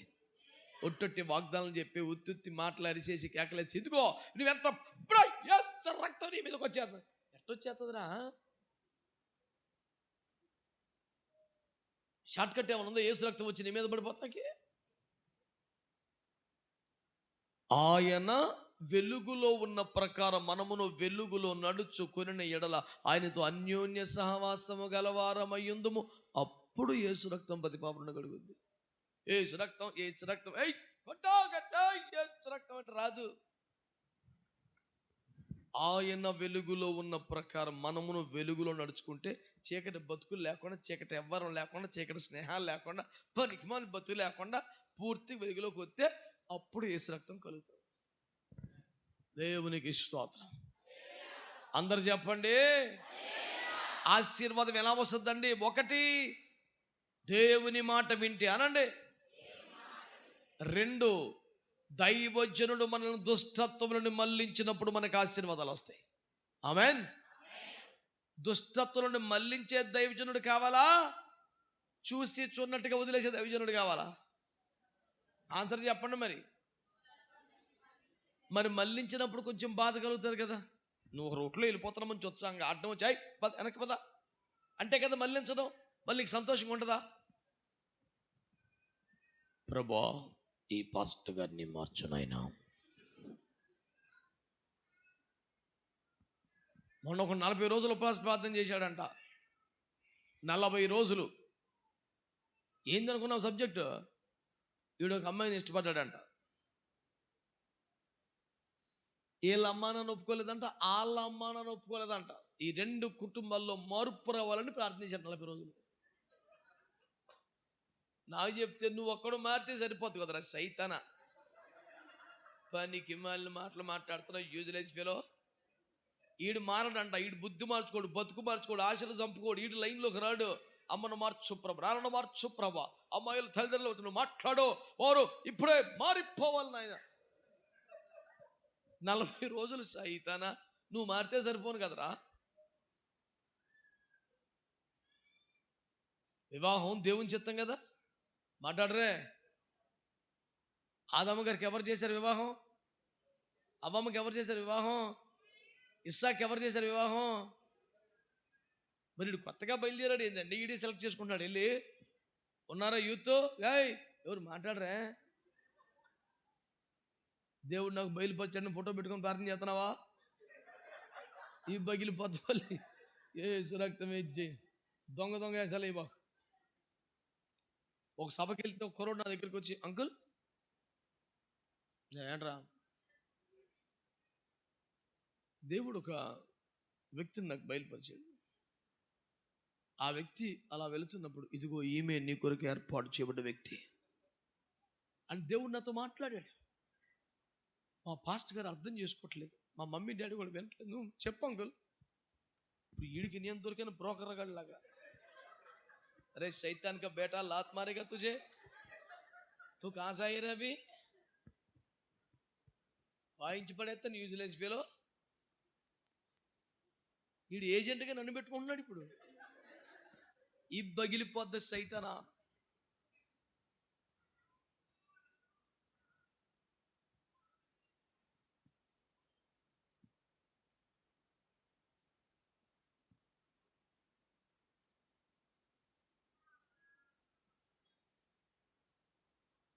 శ్రద్ధగా అర్థం చేసుకోండి. దుష్టత్వము నుండి మళ్లించే దైవజనుడు కావాలి. ఆడు సందా ఇస్తాడు కదా, ఆడు బాధపడతాడేమో, చర్చి మానేస్తాడేమో అని ఆడికి అనుకూలంగా మాట్లాడితే దైవజనుడు కాదు. ఎప్పుడు వస్తాయండి ఆశీర్వాదాలు? మనము దుష్టత్వం నుండి మళ్లింపబడితే. ఆ మళ్లించే పోస్ట్ ఎవరిది? సంఘ కాపరిది. ఆయన అలా మళ్లిస్తున్నప్పుడు బాధ పెట్టుకుంటే, కోపం పెట్టుకుంటే ఎలాగా? అప్పగించుకోవాలి. అప్పుడు మీరు ఆశీర్వదించబడతారు. దేవునికి స్తోత్రం కలుగునుగాక. ఒకటి, దేవుని మాట వినాలి అనండి. అంటే అర్థం మనుషుల మాట వినకూడదని. దేవుడు అంటాడు నేను తప్ప వేరొక దేవుడిని, మనుషుడు అంటాడు బోలు ముందు వచ్చి పర్లేదు అంటాడు. ఎలా కుదురుతుంది? నువ్వు మన్యము చుట్టూ తిరిగిన కాలము చాలులేదు, చుత్తర దిక్కు తిరిగిన దేవుడు అంటాడు. పర్లేదు తిరగవచ్చు అంటాడు. ఎలా కుదురుతుంది? మీ పరలోకపు తండ్రి పరిపూర్ణుడు కనుక మీరును పరిపూర్ణంగా ఉండవలను. ఏ మనుషుడు పరిపూర్ణుడు కాదు, మన చిన్న కొన్ని ఉంటాయి, పర్వాలేదు. ఎలా కుదురుతుందండి? మనుషుల మాట వింటే భక్తి చేయలేం, దేవుని మాటకు లోబడాలి. 2, దుష్టత్వం నుండి మళ్లించే సంఘ కాపురులను మనం వెంబడించాలి. ఆమేన్. ఇప్పుడు ఫలించే కొమ్మ బహుగా ఫలించాలని ఫలింపని కొమ్మలను నరికేయాల. మరి నీళ్లు పోసినప్పుడేమో మంచి పాస్టర్ గారా, ఎరువు వేస్తే మంచి పాస్టర్ గారా, ఏదైనా ఎండిపోయిన కొమ్మ నరిచేస్తే ఇదేం పాస్టర్ గారండి ఇరిచేస్తున్నాడు కొమ్మలు. ఈ కొమ్మ ఇరిస్తేనే మిగతా కొమ్మలు ఫలిస్తే రా మాట్లాడవే. నీకు కొన్ని ఎక్స్ట్రా కరికులం యాక్టివిటీస్ ఉన్నాయి, కట్ చేస్తేనే ఆత్మీయత వర్ధిల్లుతుంది. నువ్వు అనవసరంగా సాయంకాలం 3 సెంటర్లు ఎందుకు కూర్చుంటున్నావు? క్రికెట్ మ్యాచ్ పేరు మీద ఆదివారం ఎందుకు ఎగ్గొడుతున్నావు? ప్రైవేట్ క్లాసుల పేరు మీద ఫ్యామిలీ ప్రేయర్ ఎట్ట మిస్ అవుతున్నావు? కంబైన్ స్టడీ పేరు మీద ఉపవాస కూటమి ఎట్టగొట్టావు? కత్తిరించొద్దు, మళ్ళీ మాట్లాడరా. తెలివిగా సైలెంట్గా ఉంటున్నారు. ఈ తెలివితేటలన్నీ తెలుసమ్మవు. దేవునికి స్తోత్రం చెప్పండి. కొత్తగా రోడ్డు ఎక్కున్నారు కదా, 32 సంవత్సరాలు సేవకు వచ్చి చాలా మెయింటైన్ చేస్తున్నారు. కానీ మంచి వాళ్ళందరూ స్తోత్రం చెప్పండి. స్తోత్రం చెప్పినప్పుడు కొంచెం చేతులు ఎత్తొచ్చుగా. పెద్ద కష్టమే ఉందండి, పెట్టుబడి ఏముందండి, ఫ్రీగా. దేవునికి స్తోత్రం కలుగునగా. హల్లెలూయా. దేవుని మాట వింటే 2, దుష్టత్వను మళ్లింపబడితే నీకు ఆశీర్వాదం వచ్చింది. ఆమేన్. మూడవ మాట దేవునికి స్తోత్రం కలుగునగా. ఆదికాండం 12:1.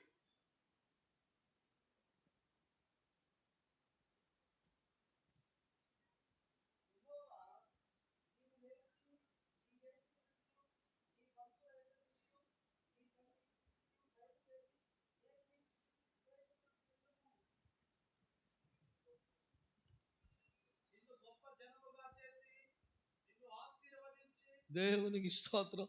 ప్రభు నేను బలపరచునుగాక. అందరూ స్తోత్రం చెప్పండి. హల్లెలూయా. బిడ్డలారా, శ్రద్ధకి మాట వినాలి మీరు. ఇక్కడ వాక్యములో ఏమని వ్రాయబడిందంటే, నీవు లేచి నీ స్వజనమును విడిచి నీ బంధువర్గమును విడిచి నేను చూపించు దేశమునకు వెళితే అక్కడ నిన్ను నేను ఆశీర్వదిస్తాను అన్నాడు. ఆమేన్. ఈ మాట పట్టుకొని అందరూ ప్రార్థన చేశారు. ప్రభు అబ్రహామును ఆశీర్వదించు నాయనా. అబ్రహాము దేవుడో, నువ్వు మా దేవుడవు, అబ్రహామును ఆశీర్వదించినట్లే నన్ను ఆశీర్వదించము అంటే ఆయన ఏమంటాడు? అయితే అబ్రహాం చేసినట్టు చేయరా అంటాడు. దాంట్లో పెద్ద చిత్రం ఏముంది? అబ్రహాం ఏం చేశాడు? లేచి స్వజనమును విడిచి బంధువులను విడిచి దేవుడు చూపించు మార్గంలోకి వచ్చేసాడు. దేవునికి స్తోత్రం చెప్పండి. కొన్నిసార్లు దేవుని మార్గంలోకి రావాలంటే, విన్నారా? మళ్ళీ కొన్నిసార్లు దేవుని మార్గములోకి రావాలంటే, దేవుని మార్గములో నడవాలంటే కొంతమందిని విడిచిపెట్టాల్సి వస్తుంది. ఏమంటారు మీరు? అవునంటారా కాదంటారా?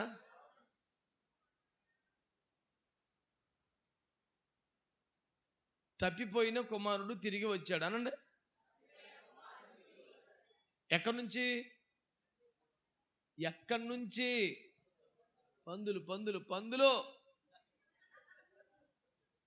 పందుల్లో ఒక పందిగా మారి ఆ పూటనే తింటున్న దారుణ దుష్ట భయంకర స్థితిలోంచి ఎంతైనాను మనుషులందరిని విడిచిపెట్టినప్పుడు పందులు నన్ను చేర్చుకున్నాయి. కృతజ్ఞత కలిగిన ఒక బుజ్జి పంది పిల్లను చంకన పెట్టుకుని వచ్చేదను. నాన్నగారు మెడ మీద పడి ముద్దు పెట్టుకుంటాడా? మెడబట్టి గెంటేస్తాడు. నువ్వు ఎంతకాలం ఎడతచ్చావో దాన్ని వదిలేసి రావాలా అంటలేదుగా ఆమెనని. ఆమె త్రోవ పక్కన గుడ్డివాడు బట్ట పరుచుకొని, గుడ్డివాడినయ్యా సహాయం చేయని అడుక్కున్నాడు. యేసు అని రమ్మని పిలిచినప్పుడు ఏం చేశాడు? వాడు దిగ్గును లేచి కర్ర పారవేసి బట్ట పారవేసి ప్రభు దగ్గరికి వచ్చాడు. ఒకవేళ చూపు రాకపోతే మళ్ళీ మనం అడుక్కోవాలిగా అని సంకులో కర్ర పెట్టుకొని, సంకులో బట్ట పెట్టుకొని, ఆడికి చూపు రాదేక. అడుక్కోవడానికి సరిపడే ఏర్పాట్లు ఎప్పుడు శాశ్వతంగా ఉన్నాయి. ఆడికి విడిచి వస్తేనే ఆశీర్వాదం అనండి. ఇదిగో యథార్థంగా మంచి ఇమాందారి జవాబు చెప్పు. గుండె మీద చేపెట్టుకొని నువ్వు ప్రభువుని నమ్ముకున్న తర్వాత ఏమేం పొందుకున్నావో ఇంత పెద్ద లిస్టు చెప్పావు. ప్రభు అది ఇచ్చాడండి, ఇది ఇచ్చాడండి, చాలా చెప్పావు కదా. దమ్మున్న సాక్ష్యం చెప్పుండ్రు ఎవడైనా. నేను ప్రభువుని నమ్ముకున్నాక దీన్ని విడిచిపెట్టానని నువ్వు ఎన్ని చెప్పగలవు? మనం విడిచింది ఏమో లేదు, అన్ని పొందినవే ఉన్నాయి. ప్రభు కృప పట్టండి. అప్పుడు సైకిల్ అండి, ఇప్పుడు బైక్ అండి, అప్పుడు గుడిసండి, ఇప్పుడు డాబా అండి, అప్పుడు పాత కాటన్ వస్త్రం అండి, ఇప్పుడు సూట్ అండి. హల్లెలూయా. అది దాని సూట్ అవ్వకపోయినా పర్లేదు. వేసవకాలంలో 50 టచ్ అవుతున్న టెంపరేచర్ మంచి సూట్ వేసుకొని రక్తం వేసే టై బిగించుకొచ్చాడు కొట్టడానికి. ఏందిరా అన్నాను. నా కష్టార్జితం కష్టాలు తెచ్చిపెట్టేలా ఉంది కదరా. అడు 100 రూపాయలు ఇచ్చాను. ఏంటిది అన్నాడు. వెళ్ళేటప్పుడు నైసిల్ పౌడర్ డబ్బా కొనుక్కెళ్ళు, ఒళ్ళు పొక్కిపోయిద్దిరా. 50 డిగ్రీల టెంపరేచర్ పైన ఏ క్లాస్ సూట్ వేసి టై బిగించుకొస్తున్నావు. వాతావరణాన్ని తగ్గినట్లుగా వస్త్రధారణ ఉండాలి కదా. ఈ శరీరం అంటే ఏంటి? డస్ట్బిన్ అనుకుంటామంటారా ఏదో పడేయటానికి? అదొక అద్భుతమైన వ్యవస్థ, దాన్ని కాపాడుకోవాలి కదా. స్తోత్రం చెప్పరే. హల్లెలూయా. అందరు చెప్పారంటారా? నువ్వు ఆశీర్వాదం రావాలంటే ఏం చేయాలి? విడిచిపెట్టి అనండి. చెప్పు. గుండె మీద చేపెట్టు. ఏమి వదిలిపెట్టావు నువ్వు? ఓ చెడులు వదిలిపెట్టావా? వ్యసనం వదిలిపెట్టావా?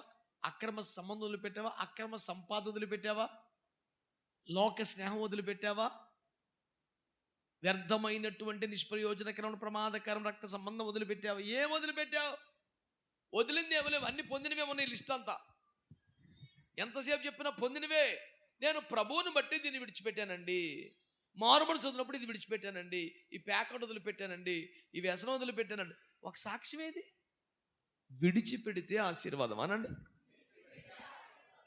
ఒకసారి ఆ దైవజనుడి పేరు ఎప్పుడు మర్చిపోతాను, మూడి గారు మరి పిన్ని గారు గుర్తులేదు కదండి. రైలు బండిలో ప్రయాణం చేస్తున్నప్పుడు ఒక కిటికీలో మూల కూర్చొని అలా మనసులో ప్రార్థన చేసుకున్నారు అన్నాడు. రోజు ప్రయాణం చేసే ఎంప్లాయీస్ ప్యాక్ ఆడుకుందామని చూస్తే ఆటకు ఒకటి తగ్గాడంట. ఈయన ఖాళీగా ఉన్నావు కదా, మాతో పాటు ప్యాక్ ఆడుతుంది కానీ అన్నాడు. నేను రానన్నాడు. ఏం పెద్ద పోజు కొడుతున్నామంటే రావాయా? నేను రాను అన్నాడు. వీళ్ళు బాగా ఒత్తిడి చేస్తే, మీరు ఎంతగా అడుగుతున్నారు కాబట్టి నాకు రావాలని ఉంది, కానీ నాకు చేతులు లేవుగా అన్నాడంట. చేతులు చూపెట్టి మరీ చేతులు లేవంటావేందిరా, ఎట్టకాలమని మీదకి రాబోయారంట వాళ్ళు. అయ్యా, ఈ చేతులని 20 సంవత్సరాల క్రితం వేసేకి ఇచ్చేసాను అయ్యా, ఈ మళ్ళీ ప్యాకెట్లో పెట్టలేను అన్నాడంట. హల్లెలూయా. అప్పుడు ఆ ముగ్గురు భయంకరమైన పశ్చాత్తాపంతో నింపబడి మోకరించి కన్నీరు గచ్చి, మేము కూడా క్రైస్తవులమే కానీ పేకాడుతుంటాం, ఇలాంటి పనులు చేస్తుంటాం, ఇంత సీరియస్గా భక్తి చేయాలని మాకు తెలియదు అని ఆ ట్రైన్లోనే మారుమనసు పొందారంట. దేవునికి స్తోత్రం కలుగునుగాక. నేను అడుగుతున్నాను, గుండె మీద చేయి పెట్టుకొని జవాబు చెప్పు. నువ్వు ప్రభువుని నమ్ముకున్నాను అంటున్నావు కదా, మారు మనసు బాప్తిజం అన్నావు, నువ్వు విడిచిపెట్టి ఏంటి అసలు? అన్యజనుల ఇష్టం నెరవేర్చడం మానేసావా? భక్తిహీనుల గుడారంలో గడపటం మానేసావా?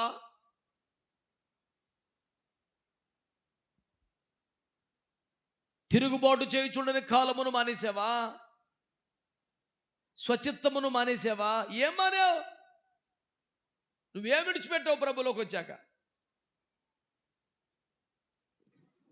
అన్నీ అలాగే పట్టుకొని ఈ పనికిమాలి పనులు, లంచగొండి బతుకు మానవు, అవినీతి బతుకు మానవు, అక్రమ సంబంధాలు మానవు, అవినీతి డబ్బులు మానవు, ఏమి మానకుండా ఆదివారం వచ్చి వెనకాల కూర్చొని ఆశీర్వాదంబుల్ మా మీద వర్షించేస్తాడు బాబు. ఇల్లు నీ గురించే దాచిపెట్టి ఉంచాడు.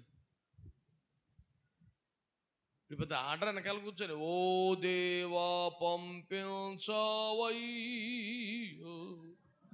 పంపిస్తాడరా నీకు? పనికి మళ్ళీ బుద్ధి మార్చుకోకుండానే చెప్పండి, విడిచిపెడితేనే ఆశీర్వాదం అనండి. నువ్వేం వదిలిపెట్టావు? ఆశీర్వాదం వచ్చేయాలి. అయ్యేం లేదని కుటుంబ ఆశీర్వాద కోటకి వెళ్ళానండి, అక్కడ చిన్న నూనె చేసి ఇచ్చారండి, హల్లెలూయా. ఓ చోటుకి వెళ్ళి కచ్చిప్ కూడా తెచ్చుకుంటాడు, ఓ చోటుకి వెళ్ళి సమాధిలో మట్టి తెచ్చుకుంటాడు, ఇంకో చోటుకి వెళ్ళి సీసా తెచ్చుకుంటాడు, కొబ్బరి ఉంది. ఏంది ఇది? ఆ సమాధి కాడి మట్టి ఎక్కడదే? మొత్తం ప్రజలు తలకో ముద్ద పట్టుకెళ్ళిపోతే, గొయ్యి పడిపోతే చెరువులో మట్టి తీసుకొని చేశారు అందులో. వాస్తవం, ప్రతిసారి చేసేది అదే. ప్రజలు తవ్వుకుపోతారు, ఎంత గొయ్యి అవుతుంది, చెరువులో మట్టి తీసుకొచ్చి చేస్తారు. చెరువులో మట్టి అంటే ఏంటి? యేసు రక్తం ఏం చేయ, నన్ను అడగవాడికి వివరాలేక. నాయనో, కంపోస్ట్ ఎరువు, దేవునికి స్తోత్రం కలుగునగా. ఇలా ఇంత మొదలు తెచ్చుకొని చిన్న చిన్న థైరాయిడ్ గోళీలో చేసుకొని మేడ మీద ఆరబెట్టుకొని సీసాలో దాచిపెట్టుకొని పొద్దున్న ఎత్తి మింగుతుంటారు. చిచ్చి చిచ్చి చిచ్చి చిచ్చి చిచ్చి. ఓ దేవా పంపించవయ్యి. దానికి ఇంగ్లీష్ మాడ్యులేషన్ ఒకటి, దానికి మళ్ళీ సౌండ్ ఎఫెక్ట్ నువ్వును ఇద్దరు అని. విడిచిపెడితే ఆశీర్వాదం అనండి. ఇప్పుడు ఆశీర్వాదాలు కావాలా వద్దా? ఒకటి, దేవుని మాట వినాలనండి. అంటే మనుషుల మాటలు పట్టించుకోవద్దు. వాళ్ళు వద్దంటారు, 10 మాటలు చెప్తారు, దేవుని మాట పాటించాలి. 2, దుష్టత్వ నుండి మళ్లింపబడే ఒక దైవజనుడి నడిపింపులో ఉపదేశంలో ఉండాలి. లేకపోయినట్టు కూడా మళ్లించే దైవజనుడు కావాలి, మభ్య పెట్టే దైవజనుడు కాదు, మసిబూసి మారుడిగా చేసే దైవజనుడు కాదు. 3, విడిచిపెడితే ఆశీర్వాదం అనండి. నువ్వు కాగితం మీద రాసి ఇవ్వగలవా ఏమో విడిచిపెట్టావో? నేను బుట్టాయిగూడలో సేవ చేసే కాలంలో ఒక తల్లిగారు, సుమారు 70 ఏళ్ళ వయసు, బాబు కంటి చూపు బాగా తగ్గిపోయింది బాబు, నాకు ప్రార్థన చేయమనండి. నేను అడిగాను, అమ్మా 20-25 కిలో మాకే తగ్గిపోయింది, నీకు 70 వచ్చినాయి, సహజం అమ్మ, చూపు తగ్గుతుంది, దాని గురించి పెద్ద పట్టించుకోకు, చెయ్యి బాబు, దేవుడు సేవకుడు కదా, నువ్వు ప్రార్థన చేసి దేవుడు వింటాడు, చేయొచ్చు కదా, ప్రార్థనే కదా అని అడిగింది. సరే అమ్మా, కానీ నీ సమస్య ఏంటి? ఎందుకు కంటి చూపు గురించి ఇంతగా బాధపడుతున్నావు? నీకు సమస్తం సమకూర్చబడ్డి, నీకేంటి ఇబ్బంది? చేసి పెట్టే వాళ్ళు ఉన్నారు. అవనింది, ఇదివరకు టీవీలో సినిమా చూసినప్పుడు సినిమాకు ముందు వచ్చే పేర్లు కూడా అన్ని చదవగలిగేదాన్ని. ఇప్పుడు నాగేశ్వరరావు ఎవరో ఎన్టీఆర్ ఎవరో గుర్తుపట్టలేకపోతున్నాడు. అమ్మ సైతానా. ఇప్పుడు నేను ప్రార్థన చేస్తే ఎన్టీ రామారావు గుర్తుపట్టాలి ఇప్పుడు ఆ సినిమాలో. నేను ఎంత మంచి కార్యకర్తను దొరికాను నీకు. అమ్మ తల్లోయ్, నేను చేయనమ్మా ఈ ప్రార్థన చేసుకుని దండం పెడతాను చేయబాబు, నేను చేయనమ్మో. దేవునికి స్తోత్రం చెప్పండి. హల్లెలూయా. ఆశీర్వదించాలా వద్దా దేవుడు?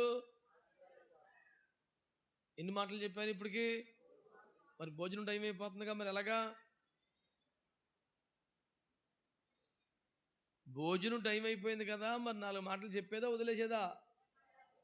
కడుపులో మాట కరెక్ట్గా మాట్లాడు, లోపల ఒకటి పెట్టుకొని పైకొట్టి మాట. మళ్ళీ నా మీద పడి ఎడతారు, జపనీ చేతి గారు వచ్చాడు మేము ఆశపడి వస్తే ఎంతసేపటికి వదలలేదు. అన్నం చల్లారిపోతే నాకు తినబుద్ధి అవుతుంది, నేను చల్లారిపోయిన పర్లేదు కానీ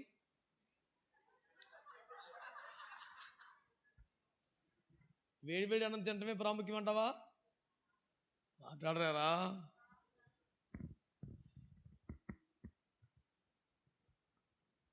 కోటాల సంగతి ఎలాగున్నా భోజనాలు మట్టికి బ్రహ్మాండంగా ఉన్నాయండి. దేవుని స్తోత్రం. మాకు ఎక్కడికి వెళ్ళినా ఇదే కనపడుతుంది, పెద్ద పెద్ద గిన్నెలు.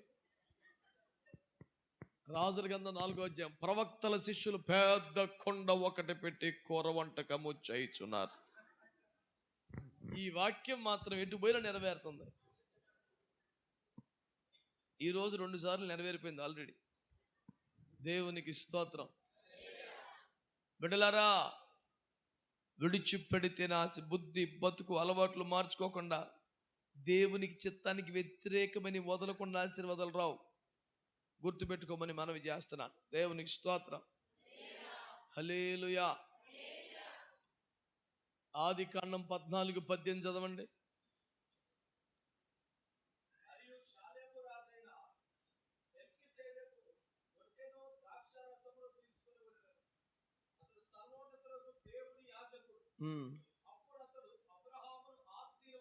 ఆమేన్ అనండి, అందరూ అనండి. ఎప్పుడు ఆశీర్వదించాడు మెల్కీసెదకు? రాజులను సంహారము చేసి వీర విజయముతో తిరిగి వచ్చుచున్న అబ్రాహామును ఆశీర్వదించాడు. దేవునికి స్తోత్రం చెప్పండి. అబ్రాహాం ఏం చేశాడు? రాజులను సంహారం చేసి తిరిగి వస్తున్నాడు. లోతు పక్షముగా, సొదొమ రోజు పక్షముగా, కదోరులో రోజులు యుద్ధము చేసి తన ఇంట పుట్టి అలవర్చబడ్డ 318 మందిని అంటబెట్టుకెళ్ళి చంపాతలు పడేశాడు. అంతే. తిరిగి వస్తుంటే దేవుడు అతన్ని ఎదుర్కొని వచ్చి మరి అతనికి రొట్టె ద్రాక్షరసం ఇచ్చాడు. అర్థం ఏంటంటే, జయ జీవితం ఉన్నవాడికే బల్లలో పాలు పంపులు అనండి. ప్రభు శరీరము, ప్రభు రక్తము ఎవరికి? రొట్టె ద్రాక్షరసం ఇచ్చేది ఎవరికి?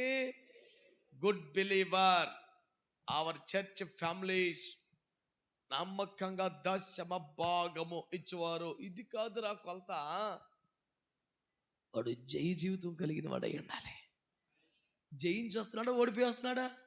మాటలో పడిపోయి, చూపులో పడిపోయి, తలంపులో పడిపోయి, ఆశలో పడిపోయి, స్పర్శలో పడిపోయి, డబ్బులో పడిపోయి, అన్నింటా పడిపోయి ఆదివారం వచ్చేసి దేవుని సన్నిధిలో మోకరించి నీ మరణపు వేదన వృధా కాదు, నామది నీ వేదనలో మునిగే. అసలు మరణపు వేదన నీ గురించి కదరా. నువ్వు బతుకు మార్చుకోవాలి, బుద్ధి మార్చుకోవాలి, అలవాటు మార్చుకోవాలి. ఏం మార్చుకోలేదు? సిల్లును సిలువలో పాపక్షమా అంటే సెంటిమెంటల్గా వాయిస్ మార్చేసి పాడేస్తే నీ కుట్టుకుపోతాయా? దొంగ దొంగ వేషాలు యేసు ప్రభు దగ్గర చెట్టుకోవు. కపట నాటకాలు ప్రభు దగ్గర పనిచేయు. అబ్రాహాం బయలుదేరి వెళ్ళి రాజులను సంహారం చేసి జయ జీవితం తిరిగి వచ్చాడు. జయించిన వాడుగా వచ్చాడు అబ్రాహాం.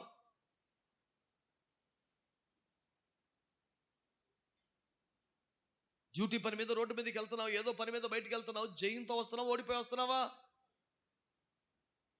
ఎక్కడ వెళ్ళిపోతావు? ఎవరో కనపడతారు, ఏదో కనపడతారు, అది చూస్తూ ఉండిపోతే, ఆశలో పడిపోతే, సినిమాల్లో పడిపోతే, డబ్బుల్లో పడిపోతే, అక్రమ సంపాదన కోసం అవినీతికి లంచానికి అలవాటు పడితే,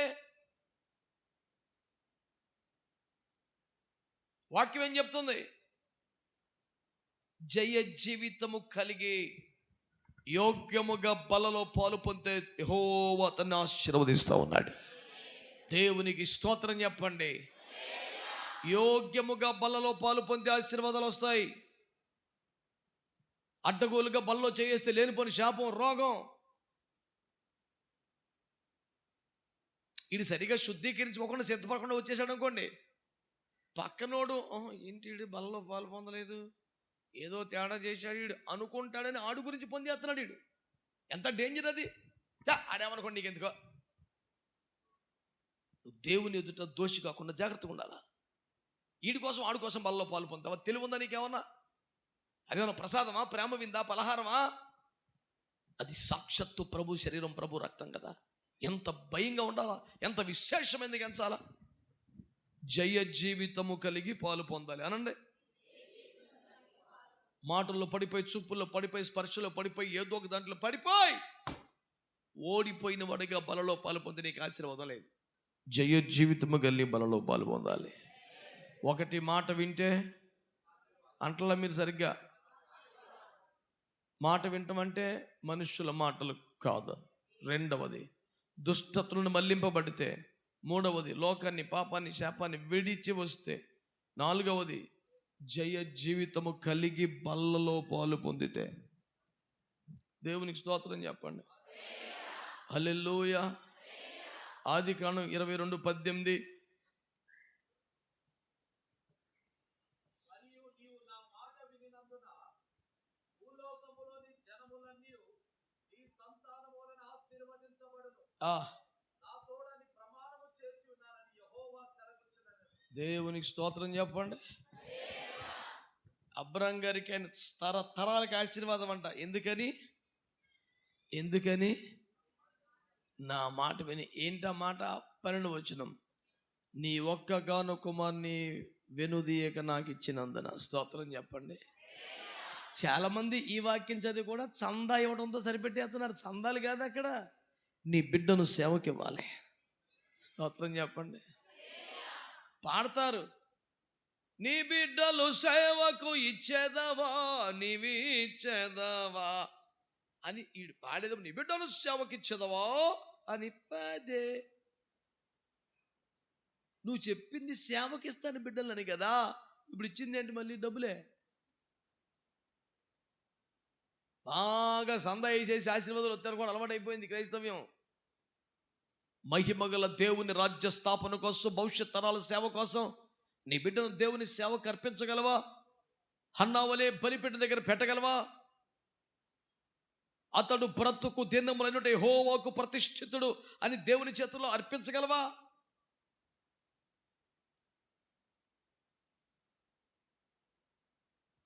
ఎట్లా వస్తాయి ఆశీర్వాదాలు?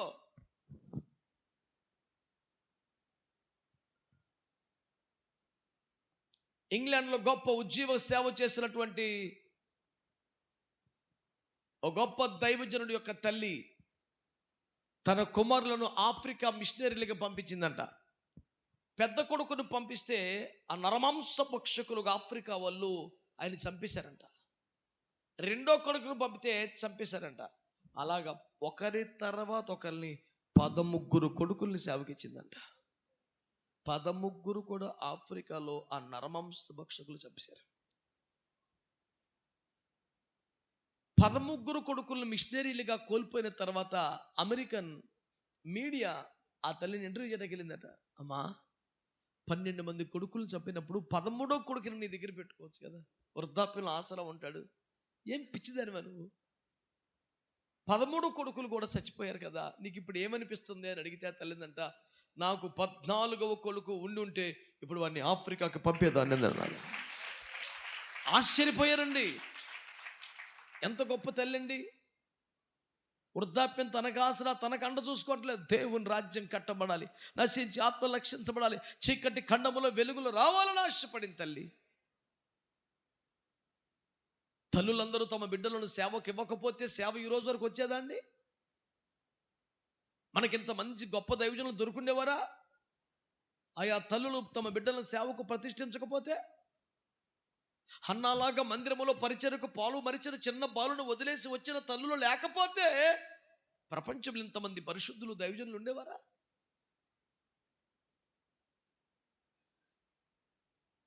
దైవజనుల ప్రార్థన కన్నీటి సేవా ఫలములు అనుభవిస్తూనే మనకు సమృద్ధి సంతానము కలిగిన దశలో కూడా సేవకు ఇవ్వకపోతే అబ్రాము తన ఒక్కగానొక కొడుకుని బలిపీఠం పెట్టేశాడు.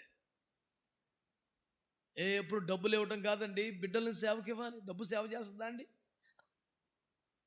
మందిరంలో మరి వేకుజాము లేచి ప్రార్థన చేసేవాళ్ళు ఉండొద్దా? అస్తమయ నైవేద్యం సాయంత్రం చేసేవాళ్ళు వద్దా? పాస్టర్ గారు ఎక్కడికో సువార్తకి వెళ్తాడు, సేవకి వెళ్తాడు, ఏదో సభకి వెళ్తాడు, పాస్టర్ ఏదో సభకి వెళ్తుంది. ఏ రోగం వచ్చినోడో దయ్యం మందిరంకి వస్తే ఇక ప్రార్థన చేసేవాళ్ళు ఉండకపోతే అట్ట ఉండొద్దా మందిరంలో? మరి ఎవరు సేవకు సమర్పించుకోకపోతే ఎవరు చేసేది? జీతం పెట్టి ఎంప్లాయీస్ పెట్టాలా? వాళ్ళ ప్రార్థన ఇంకేం భారం ఉంటుంది? నువ్వు 500 ఇస్తాను ప్రార్థన చేయ రోజు కంటే అదేంటండి అది? ఎవరు కడుపు కొట్టాలని ఉద్దేశించి నేను, అది ఏమన్నా భారభరితమైన ప్రార్థనగా ఉంటుందా? అనుభవపూర్వకం గలదై బహుబలము గలదై ఉంటుందా? అదొక ఉద్యోగంగా చేయకూడదు సార్, సమర్పణలో చేయాలి. డబ్బులు వస్తాయి కాబట్టి చేయకపోకూడదండి, ఆత్మల భారంతో చేయాలి. చేతులు నొప్పులు పెడుతున్నా, అమ్మో నేను చేతులు దించితే చచ్చిపోతారు బిడ్డలని భారంతో చేతులు ఎత్తే వాళ్ళు కావాలి కదా. జీతం ఇస్తారు కాబట్టి చేతులు ఎత్తామంటే ఎట్ట కుదురుద్దండి? ఈ రోజున దేవుని వాక్యాన్ని వింటున్నారా? తమ బిడ్డలను సేవకిచ్చువారు ఆశీర్వదించబడతారు. స్తోత్రం చెప్పండి. హల్లెలూయా, హల్లెలూయా. మరొక మాట చెప్తాను. ఆదికాండం 17వ అధ్యాయం, ఆదికాండం 17:20.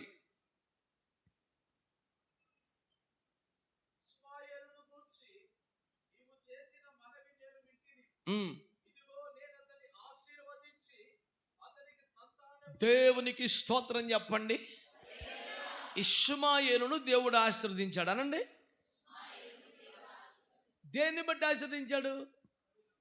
ఇష్మాయేలు బాగా ప్రార్థన చేశాడు కాబట్టి 40 days ఫాస్టింగ్స్ ఉన్నాడా? చర్చికి 1,00,000 రూపాయలు సంద రాసి ఇచ్చాడా? ఇష్మాయేలుకి ఆశీర్వాదం ఎలా వచ్చిందంటే అబ్రహాము కన్నీటిని బట్టి. అయ్యా ఈ చిన్నవాని నీ సన్నిధిని బ్రతుకును అనుగ్రహించమని ఏడుస్తుంటే ఇతన్ని విషయంలో నువ్వు చేసిన మనవిని ఆలకించుతని అతన్ని ఆస్వాదిస్తున్నాను అన్నాడు. అంటే దైవజనుని ప్రార్థన మనకు ఆశీర్వాదం. 6వ మాట ఏం చెప్పాను? దైవజనుని ప్రార్థన మనకు ఆశీర్వాదం. అతని తెలివిని బట్టో, టాలెంట్ని బట్టో, కష్టాన్ని బట్టో ఇష్మాయేలుకి ఆశీర్వాదం రాలేదు కదా. అబ్రహాము ప్రార్థన బట్టి ఇష్మాయేలుకి ఆశీర్వాదం. అబ్రహాము దేవుని సేవకుడు, నా సేవకుడుగా అబ్రహాము దేవుడు పలుమార్లు మాట్లాడాడు. మన పక్షంగా ప్రార్థన చేసే దైవజనులు ఉంటే దైవజనుల ప్రార్థన మనకి ఎంతో ఆశీర్వాదం అండి. 6 మాటలు చెప్పాను కదా, 7వ మాట చెప్తే సంపూర్ణం అయిపోతుంది. చూడండి, ఆదికాండం 32:26.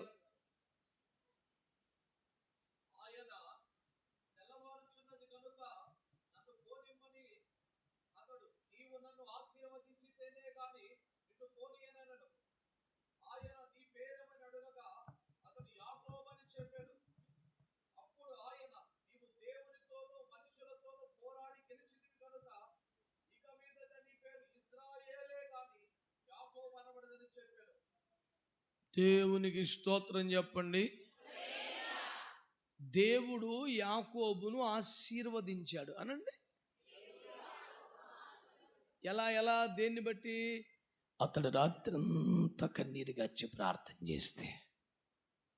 అందుకే హోలీ పేరుకి రావాలి. దేవుని స్తోత్రం చెప్పండి. 20 సంవత్సరాలు విదేశాల్లో ఉద్యోగం చేసినారా అనే ఆశీర్వాదం ఒక రాత్రంతా ప్రార్థన చేస్తే వచ్చేసింది. దేవునికి స్తోత్రం కలుగునుగా. హల్లెలూయా. 7 మాటలు చెప్పాను మీకు నేను. 1, దేవుని మాట వింటే నీకు ఆశీర్వాదం.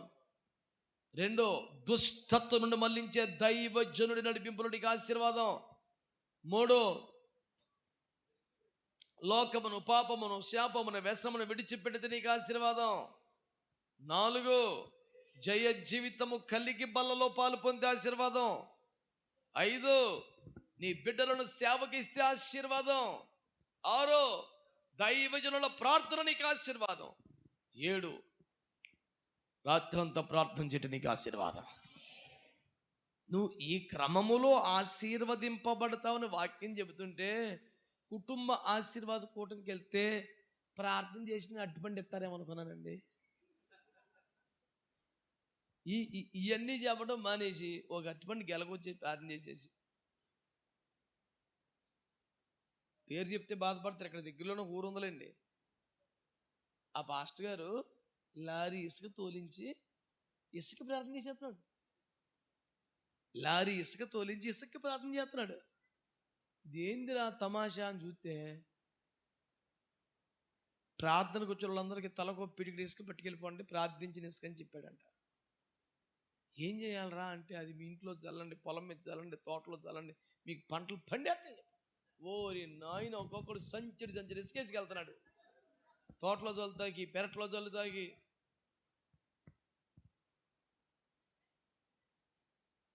ఇట్లాంటి తింగరేసాలు ఎత్తే ఆశీర్వాదాలు రావు. నా మీద పడి ఎడుతారు వెళ్ళి. నేనేమో మరి చెప్పకుండా ఉన్నాం. ఆశీర్వాదాలు రావడానికి 7 క్రమాలు చెప్పాను మీకు నేను. మీరు పాటించండి, ఆశీర్వించబడతారు. ఒక రాత్రంతా దేవుని సన్నిధిలో ప్రార్థన చేస్తే నీకు ఆశీర్వాదం. కానీ నెత్తి మీద ఇసుకపోసుకుంటే ఇన్ని ఏం పనికి మళ్ళీ పనులు రా. ఆశీర్వాదాలు కావాలా?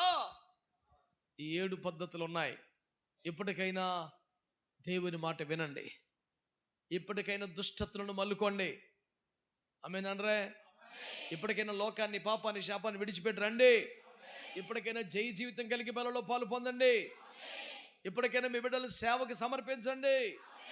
దైవజనుల ప్రార్థనల ద్వారా దీవించబడండి. రాత్రంతా ప్రార్థనలో, సమర్పణలో ఉండండి. ఈ 7 అనుభవాలలోనికి మీరు వచ్చుట ద్వారా మీరందరూ ఆశీర్వదింపబడుదురుగాక. మీ కుటుంబములు ఆశీర్వదింపబడునుగాక. మీ సంఘం ఆశీర్వదింపబడునుగాక. ఈ 7 అనుభవాల్లోనికి వచ్చే ఒక 7 మాటలు ప్రార్థన చేద్దామా?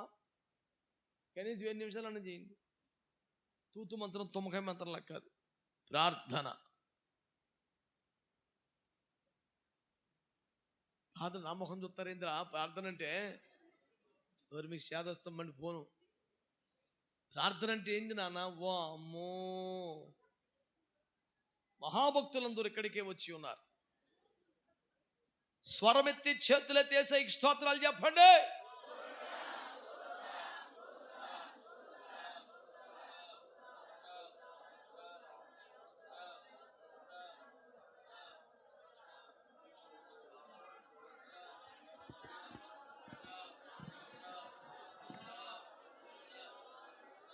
ఆశీర్వదింపబడటానికి బైబిల్ చాలా తేటగా పద్ధతులు బోధించింది.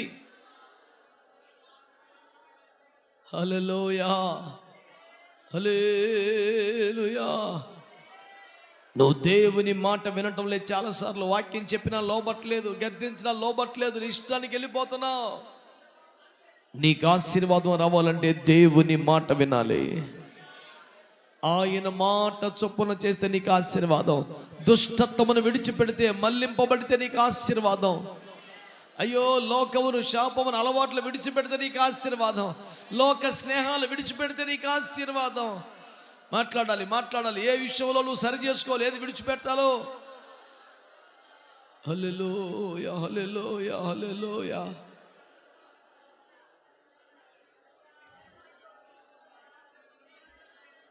హల్లెలూయా, హల్లెలూయా, హల్లెలూయా, హల్లెలూయా, హల్లెలూయా.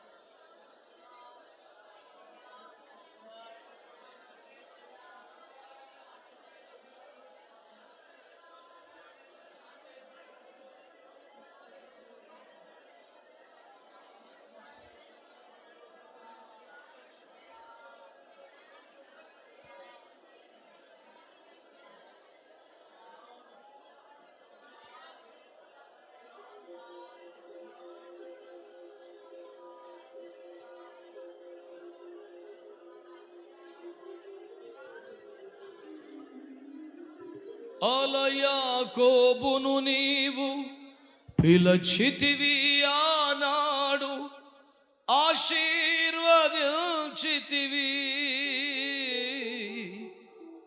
ఇశ్రాయేలుగా మార్చితివి. అలా యాకోబును నీవు పిలచితివి, ఆనాడు ఆశీర్వదించితివి. ఇశ్రాయేలుగా మార్చితివి. నీ చేతిలో వీరువు యేసయ్యా, నీ చేతిలో రొట్టెను నేనయ్యా. వీరువు యేసయ్యా, ఆశీర్వదించు యేసయ్యా. వీరువు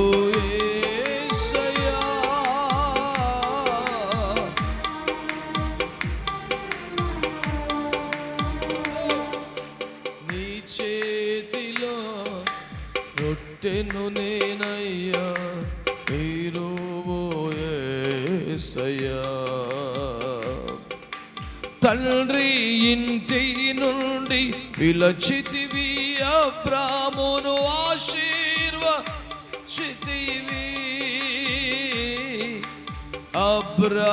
అబ్రాహాముగా మార్చితివి. తండ్రి ఇంటి నుండి ఆశీర్వదించితివి.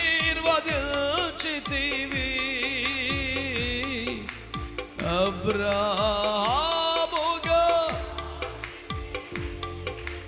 నీ చేతిలో రొట్టెను నేనయ్యా, వీరువు. ఆమేన్. నీ చేతిలో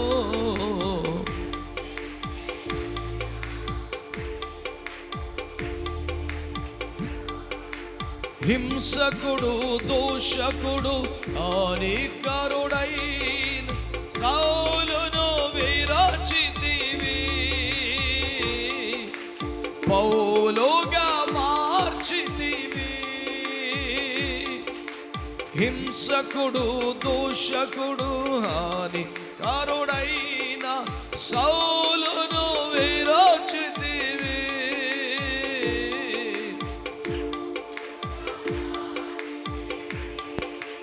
నీ చేతిలో రొట్టెను నేనయ్యా, వీరువు యేసయ్యా.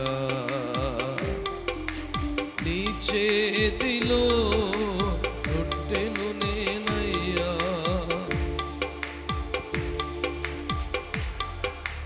వీరువు యేసయ్యా.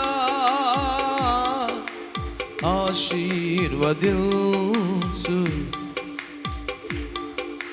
వీరువు యేసయ్యా.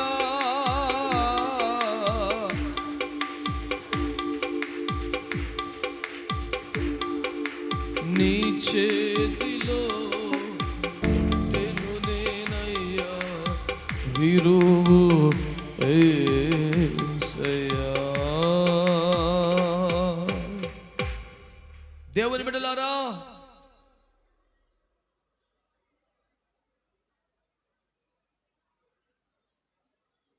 ఈ రాత్రి ప్రభు తన వాక్యంలోంచి నీతో నాతో మాట్లాడి మనం ఆశీర్వదింపబడవలసిన విధమును తేటగా తెలియచేస్తున్నారు. దేవుని మాటను వినగలిగితే నిన్ను దుష్టత్తులను మళ్లించున్న దైవజనుడి నడిపింపుకి అప్పగించుకోగలిగితే, ఈ లోకమును దాని ఆశలు విడిచిపెట్టి రాగలిగితే, జయ జీవితము కలిగి యోగ్యముగా బలలో పాలు పొందగలిగితే, నీ బిడ్డలను సమర్పించగలిగినంత వైరాగ్యములోకి వస్తుంది. ఒక రాత్రంతా ప్రార్థన చేసే కృప పొందుకుంటే ఆయన నిన్ను ఆశీర్వదించబోతున్నాడు. 7 అనుభవాలను అంగీకరించగలరా? దానిలోనికి వచ్చేందుకు ప్రయాసపడతారా? అలాగ దేవునికి మాట ఇస్తారా? అలాగైతే తీర్మానంతో కూడిన ప్రార్థన చేసుకోండి. దైవ సేవకులు మిమ్మల్ని ప్రార్థనలో నడిపిస్తారు.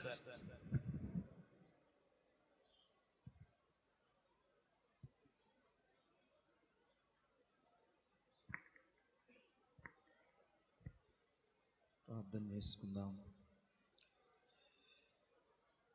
తనకు పుట్టిన నలుగురు పిల్లల్ని దేవుని సేవకి ఇచ్చిన తల్లి రాజన్న గారి తల్లి స్వార్థమ్మ గారు ఒక తీర్మానం చేసుకుందాం. దయగల మా తండ్రి, పరిశుద్ధుడు అయిన దేవా, మీ ఘనమైన నామమునకు వందనాలు. మా ఆశీర్వాదాన్ని ప్రభా నాయన మమ్మల్ని ఆశీర్వదించడానికి నీ సేవకులు మా మధ్యకు పంపినందుకై వందనాలు. నిజమైన ఆశీర్వాదం ఏంటో దేవా, దేవా మీరు తేటగా స్పష్టంగా మాట్లాడారు. ఏదేదో ఆశీర్వాదం అని పరుగులెడుతున్న ఈ దినాల్లో ప్రభా వాక్యానుసారమైన ఆశీర్వాదం, దేవా దైవ చిత్తానుసారమైన ఆశీర్వాదాన్ని ఈ రాత్రి నాకు మాకు తెలియజేసినందుకు వందనాలు. నిజమే, నీ మాట నేను సరిగ్గా వినడానికి నాకు సహాయం చేయండి అయ్యా. శ్రద్ధగా వినేవాడిగా చేయండి. నీ మాట మాత్రమే వినేవాడిగా చేయండి అయ్యా. ఎన్నోసార్లు నీ మాట మరియు ఇతరుల మాట